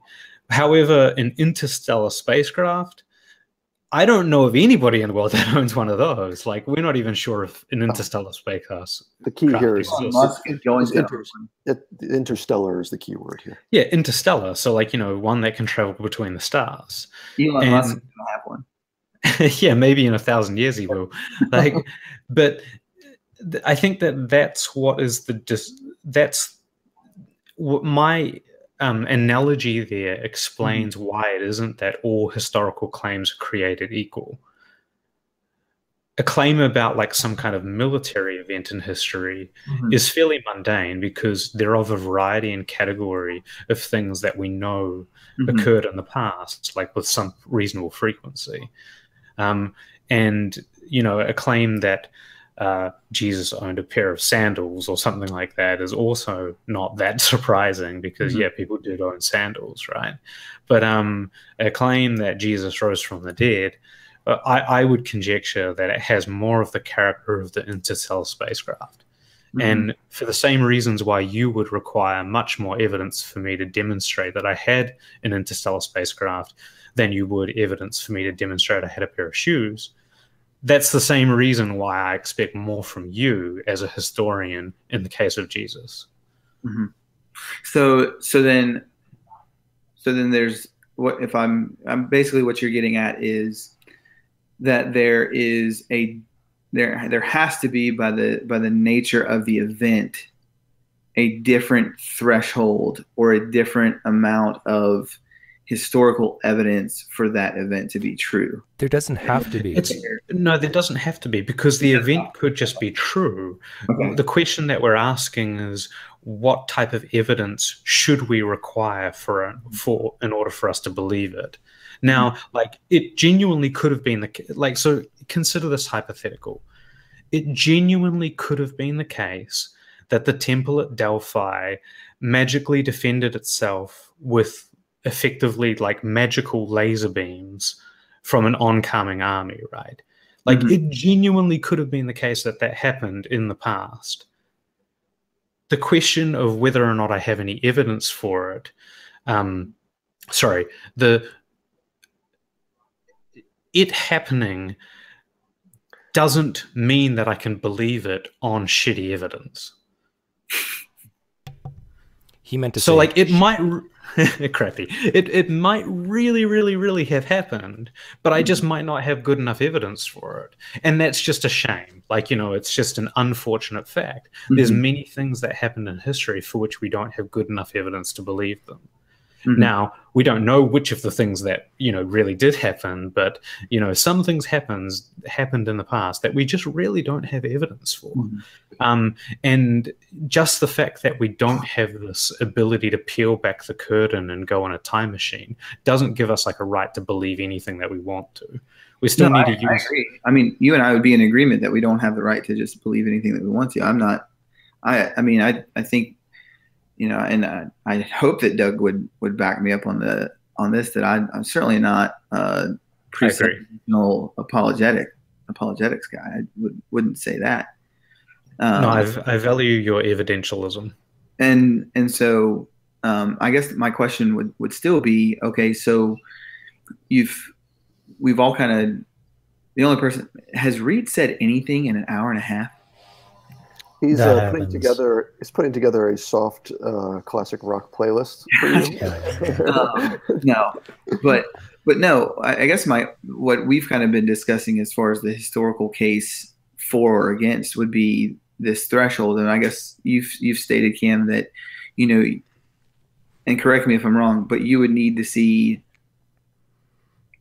I'm just going to be very general. Something different or something better. I don't know how you want to phrase that for the case for the resurrection to be true. And I guess my question would be, okay, well, what would you expect to see, or what could you see that would move it more towards the probability of it being historical rather than being fiction? I guess is my question. From 2,000 years ago, I'd love to answer this question. So you're saying everything's the same? Yeah, I'd love to answer it too, but you go, Doug. Okay.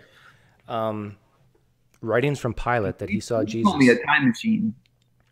Writings Reed from said I need a time machine. I said a time machine. That's probably, yeah. So if Pilate had said, "Oh, you know the guy I crucified? He came to me like 10 days after or 20 days after I did it, and sat down. We had a conversation. He wrote about it. That would be pretty impressive." Or the whole Sanhedrin, who was against Jesus from the beginning, if we had records of that. Or if we had, as Robert Price often says, I was traveling from Egypt on my way to Antioch, and I happened to see this guy named Jesus who did all these miracles, and I heard they killed him, and I saw him again, like after they killed him. That wouldn't make me believe, but carry on.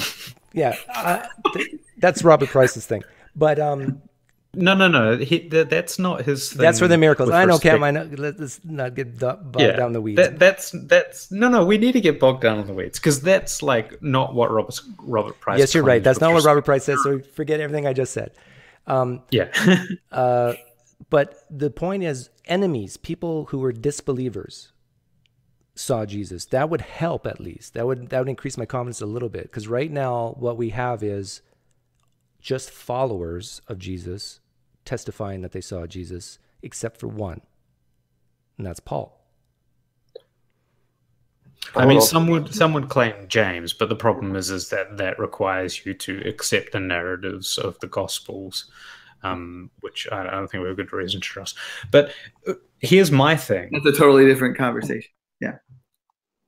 I would expect, and this is not to say that I think that Jesus would have done this or something like that, but imagine for a moment that Jesus understood something about the 21st century epistemology.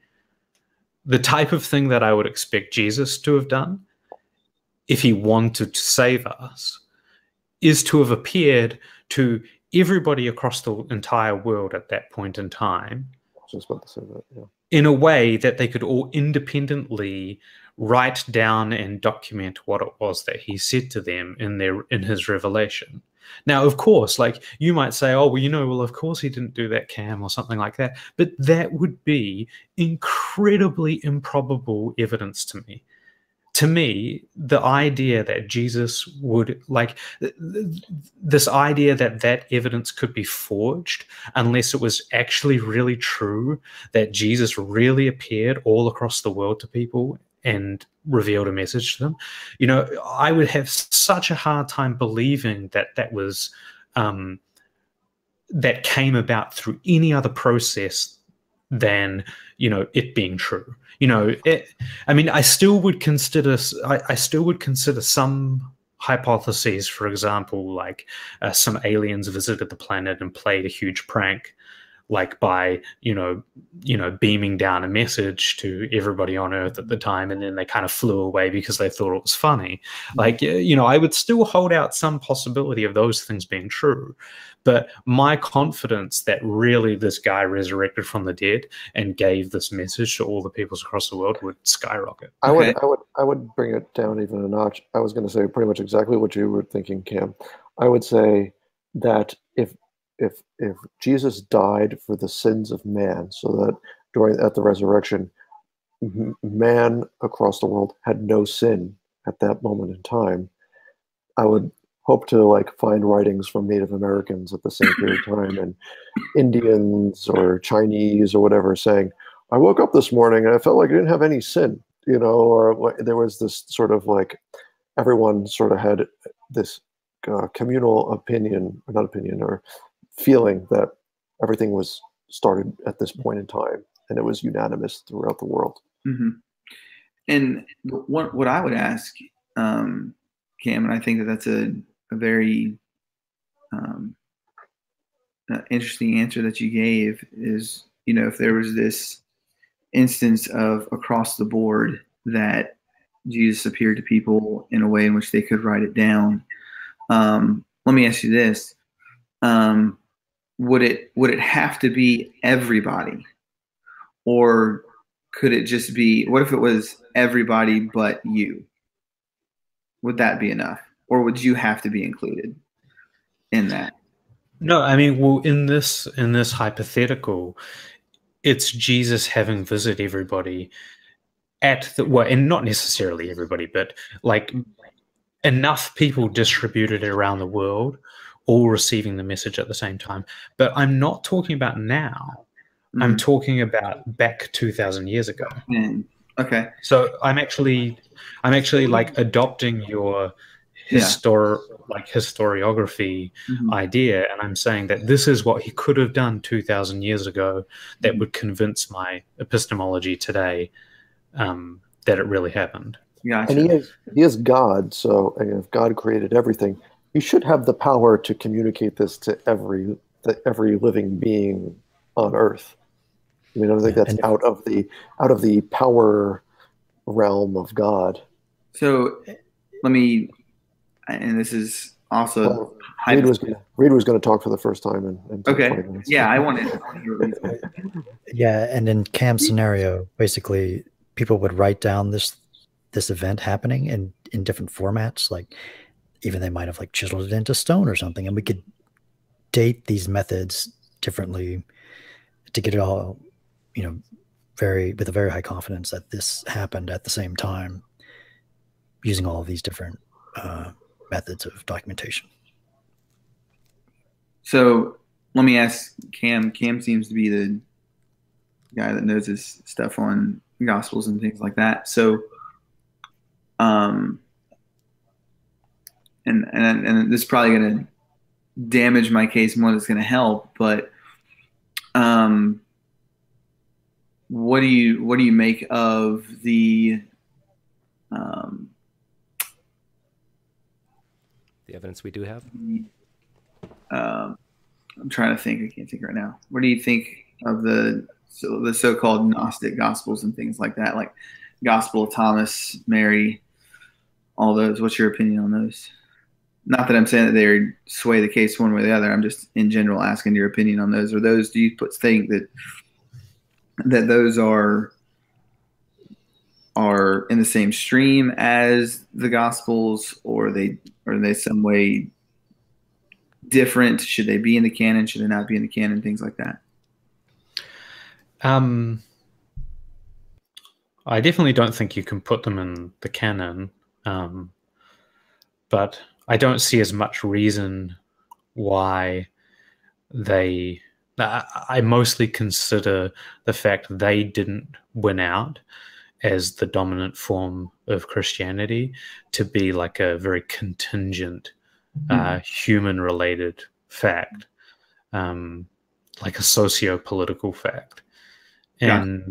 But at the same time, I still think that it's very, very difficult for us to determine what beliefs of early Christianity came first, because we see elements of Gnosticism within the Pauline corpus, especially the earlier letters. And we also see elements of Gnosticism within, the Gospel of John. And so it's difficult for us to determine, mostly because our evidence from the first century, and even the second century, to be perfectly honest, is actually very poor. And we have enough information to know that at the time of the writing of the epistles, there were competing forms of Christianity vying for popularity that needed to be denounced by figures like Peter and Paul, and that, you know, Apollos and stuff like that encountered too, and that Paul spoke against and tried to correct and things like that when these people came into the churches. So and then of course, like, there's the Valentinians and the Basilidians, and, you know, all of these sort of streams of Christianity, and even within some of the more Orthodox churches at the time, there were like these almost like underground streams of Gnosticism within the Orthodoxy. So it's, yeah, I mean, I don't know. My honest answer is, I don't know.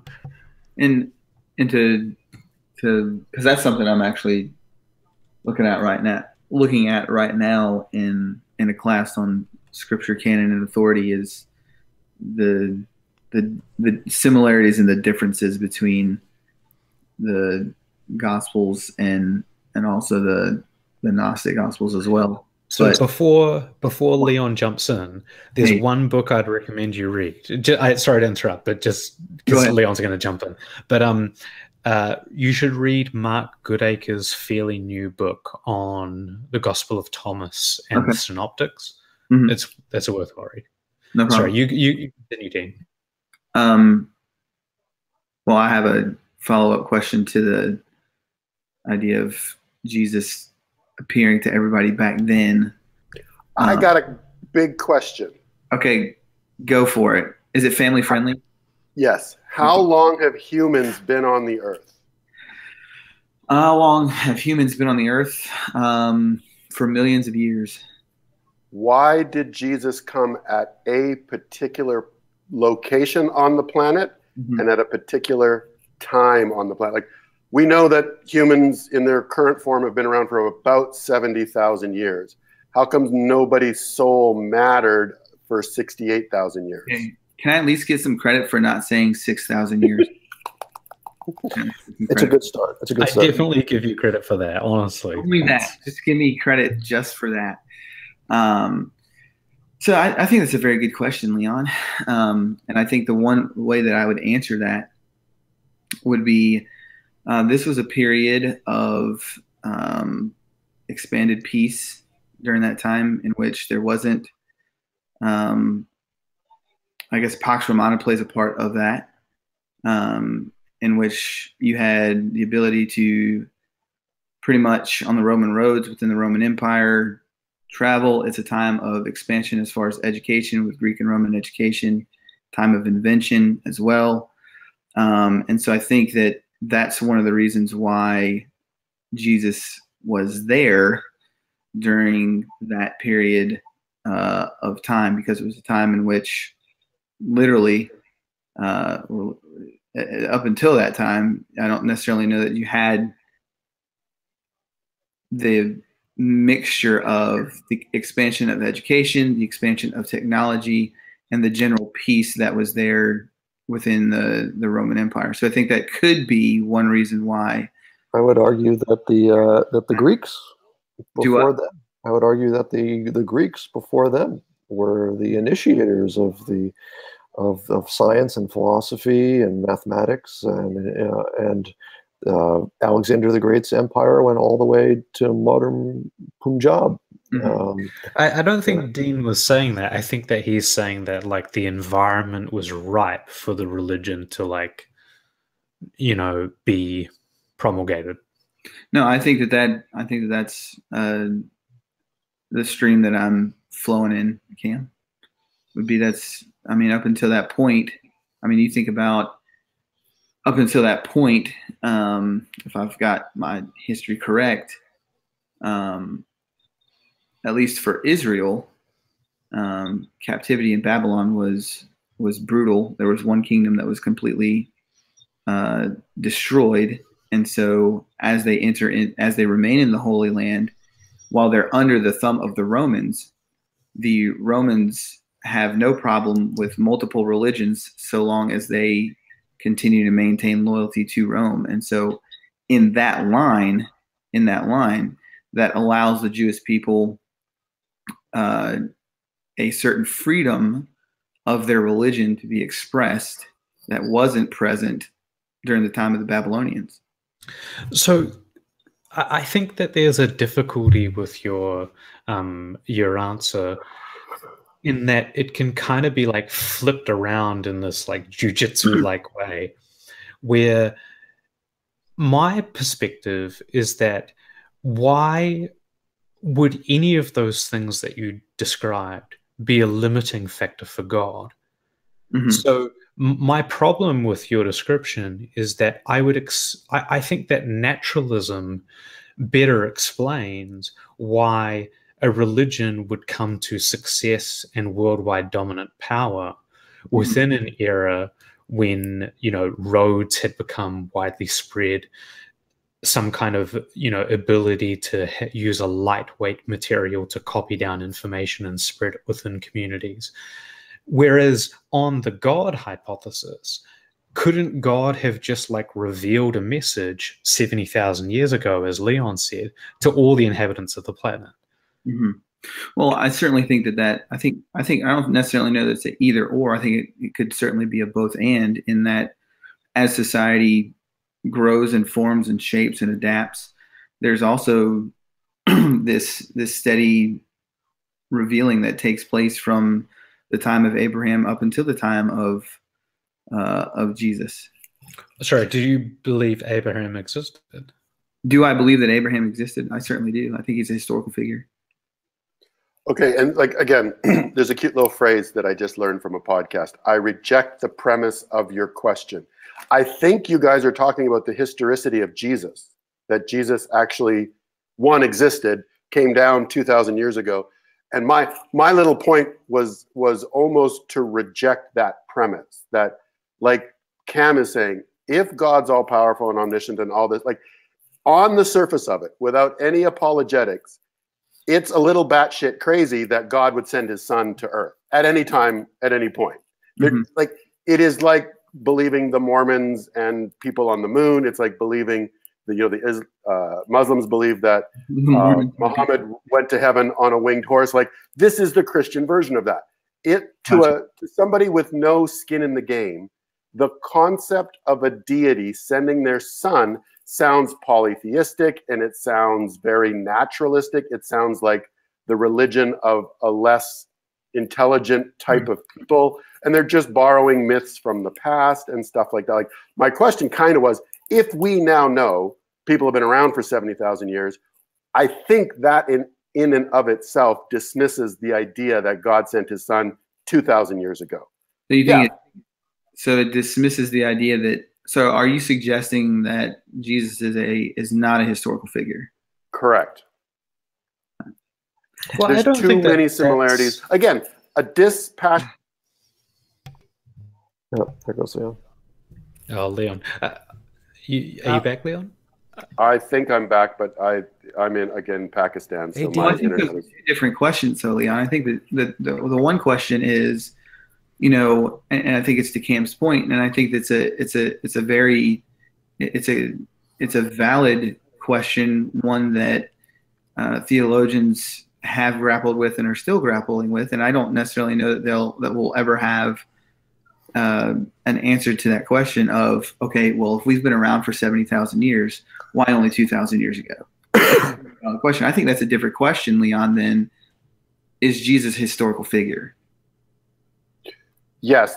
Can you guys hear me? Sound check. Yes. Yeah. And it seems like they are definitely two different questions. I think what you're trying to say, like on the face of it, it is, again, to somebody not in the religion, to somebody like, I have been around Hindus and Muslims and Christians, and when you're talking to somebody in the religion, the one crazy or the two or three crazy things about the religion seem common sense to them. Of course, Muhammad was illiterate and then wrote this book and then ascended to heaven on a winged beast. Of course that happened. You know, the Hindus, of course there's reincarnation. Of course the Buddha is the incarnation of 146 other generations before him. But it's all crazy from the outside. and again, an omniscient, all-knowing, blah blah blah, and there's such an anthropomorphization. You know, this concept of God being a father and God having a son, like it's so far beyond. If there is a God, God doesn't have sex organs. God doesn't have a son. Like, you know, if there's something that created the universe, he doesn't have a son. But people at the time with limited knowledge, of course, they're going to model their gods after what they know. Mm-hmm. Well, yeah, like Zeus had sons. I get what's Leon's saying. There were many sons of gods in the Greco-Roman era. Actually, in fact, most of the deities were sons of Zeus, for example, and Kronos, right? I got a question for Dean. Yeah. If you were walking, you know, you were on the New York City subway, and some guy just came up to you and grabbed you by the shoulders, like, and is screaming in your face, "I see Jesus! I see Jesus! I see Jesus!" What would your reaction to that person be? Probably the same reaction that the people around Paul had, which was, "What's going on with this guy?" Something might be a little off here. Yeah, sure. Why do we not think that could have or we would say maybe this person is somehow mentally disturbed, or, you know, or something. Why do we not have that sort of opinion of Paul? Well, maybe a good question. I certainly think that it's definitely worth investigating as far as the legitimacy of. Sorry, I'm gonna stretch out. That's right. I'm laying down too. Get comfortable. Yeah, I think it's definitely a good question as far as to the legitimacy of, you know, what he supposedly experienced. You know, I think, I guess the answer that I would give would be that the nature of that appearance is consistent with the nature of the appearances of the other disciples and whatnot. And I guess what was normally called the polymodal experience or polymodal nature of Jesus' experiences. And so it's in line with that, number one. Number two, even I think, and I don't know if this enhances the case or not, but I'm just going off the top of my head.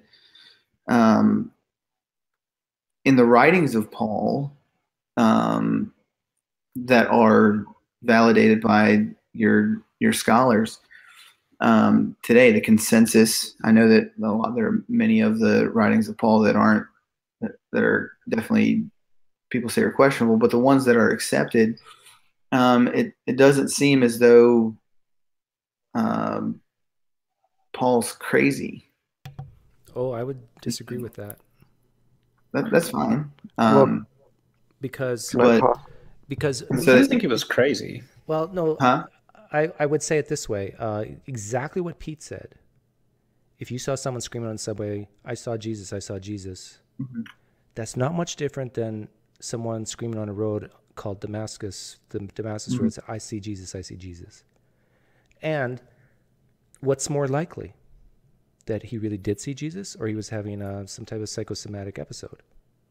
Well, let me frame it this way too. I mean, we know that there are neurological disorders, forms of epilepsy, in which individuals can have experiences of feeling like they are seeing God.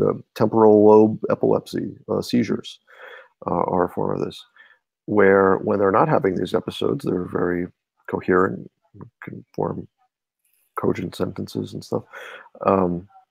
So could it be possible that a person like Paul could have been suffering a medical? No, I certainly agree that it's, possible that he was suffering from a medical condition that could have, altered his perceptions of reality. Mm-hmm. No, I think that you say that. Leon, did you just imitate someone having a seizure? Oh, Leon, so immature. No, I certainly think that it's it's possible. I mean, it certainly is possible. Within the framework, I think anything. But is it more likely to you? Is it more likely that someone, let's forget about Paul, is it more likely that someone actually saw a deity, or that they're having some type of vision, some type of hallucination?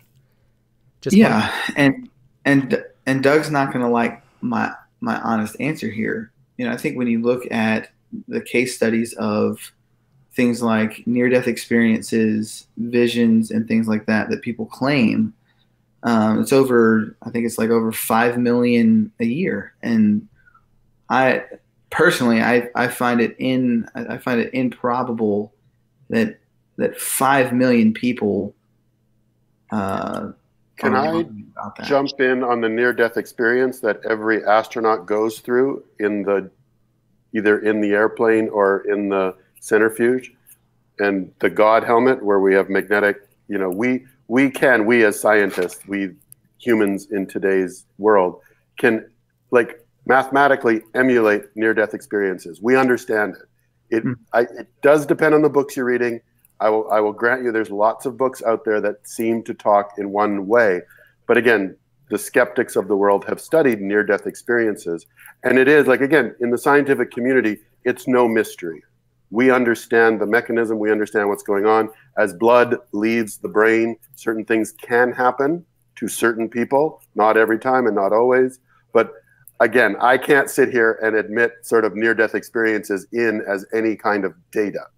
But the important thing to recognize is that both within hallucinations, within near-death experiences, within hypnagogic and hypnopompic hallucinations, and generally within schizotypal personalities, the manifestation of their visions and experiences are culturally centered, and they are based on the cultural construct they live within and the beliefs. So for example, when you talk to people who claim to have experienced alien abductions, what you find out about their stories, they very often have in common, is that they had some kind of background exposure and background belief and background contact with stories of aliens. And they were primed to have those type of experiences when they hallucinated. Yeah. And that's the problem, is that if you're doing a study on the culture of Christianity and you're looking at how many people experience Christian-like phenomena in their, hallucinations, it's kind of uninteresting, and it's just more telling you about the culture these people live within. And I guess my point, Cam, would be is that that's why I think Paul is unique, because he wasn't in the same stream as Matthew, Mark, Luke, John. He was in the exact opposite stream of that, and actually, if the historical record is correct, was the persecutor of that, and therefore that's why his experience is unique, because the cultural construct that he was under was not the same as Matthew, Mark, Luke, and John. It was completely different. So Doug, I'm going to back Dean up. Okay, you don't have to do it. I'll do it. Okay, so for the rest of this conversation, Cam will be a Christian. The last part you said, Dean, you could very easily think of a naturalistic explanation that's maybe more likely, someone who's persecuting other people might have a conscience and feel guilty about it and be in sort of a type of trauma, and that describes Paul, that here he is persecuting people, and maybe he's starting to have doubts himself that he should be doing such a thing to his fellow people, and then had this vision. Remember, and who knows, all this could be false, but my point is this, Dean, it's if you couldn't care less about Jesus, could not care at all about the outcome of this discussion. But everybody here cares about Jesus one way or the other. Right, but listen to this hypothetical. If we could not care less about Jesus, who cares? I reject the premise of your statement, Dean. I'm only here for Doug. I worship and praise him. And remember, I've seen him naked. And that's why he praises me. Oh, So Just got a little bit awkward. So you understand my point that if we saw it in any other case outside the Bible where someone says, I saw Jesus or I saw a God, I still think we are, if we're truth seekers and we don't want to be duped, we would say, well, isn't it more likely that it was a hallucination that we know happens to, roughly 4% of the population, and they all can't be right, can they? Because they have sometimes contradictory hallucinations. So maybe this is just a naturalistic thing. Does that make sense? I thought Cam was answering for me. No, I mean, I see what you're saying, Doug, but at the same time, what in what manner or fashion could I guess the question I'm asking is with regards, I mean, do you think that Paul and the disciples most likely hallucinated? Well, I think if you were to sufficiently be convinced of the fallibility of the human mind, would you That wasn't an answer to Dean's question. Yes, is the answer. And to be clear, no, I believe it doesn't say that the people around Paul saw what Paul saw. So it could be just one hallucination. Okay.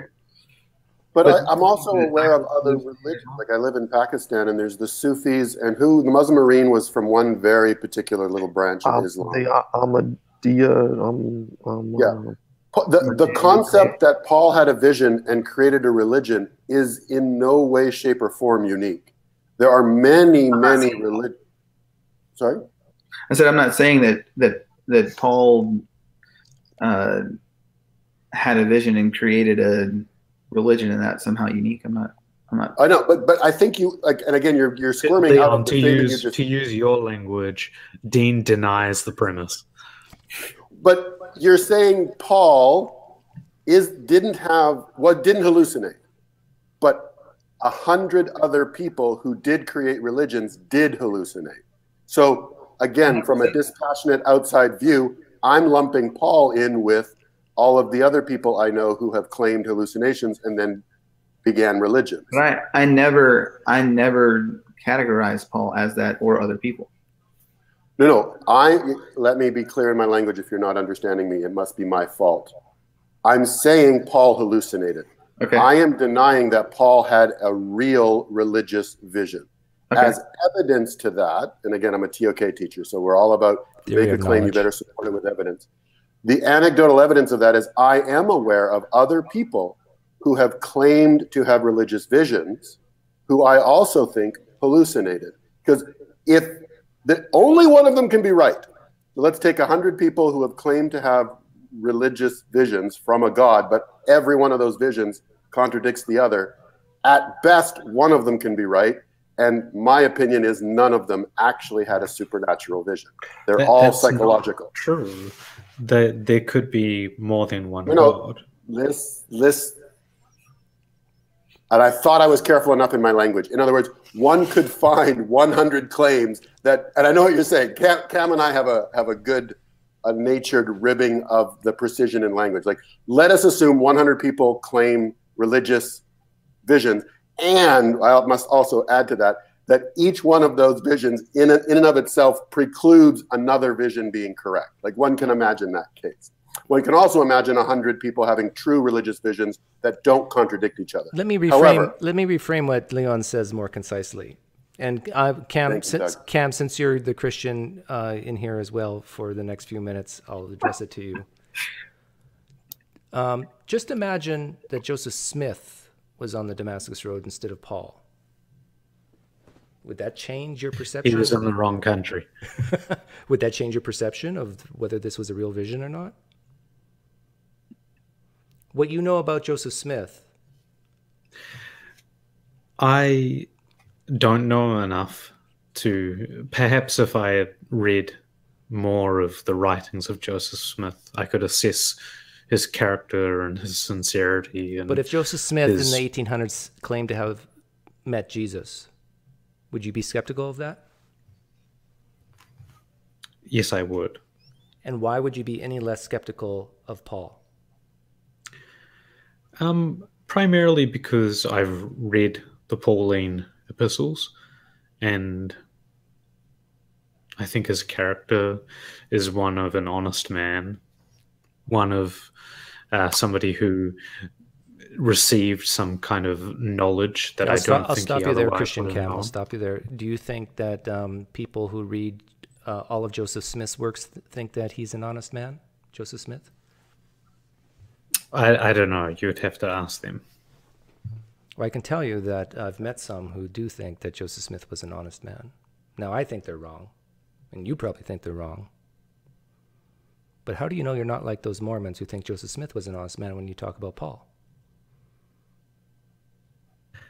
Well, I do also use other forms of evidence that support Paul's claim to have had a vision.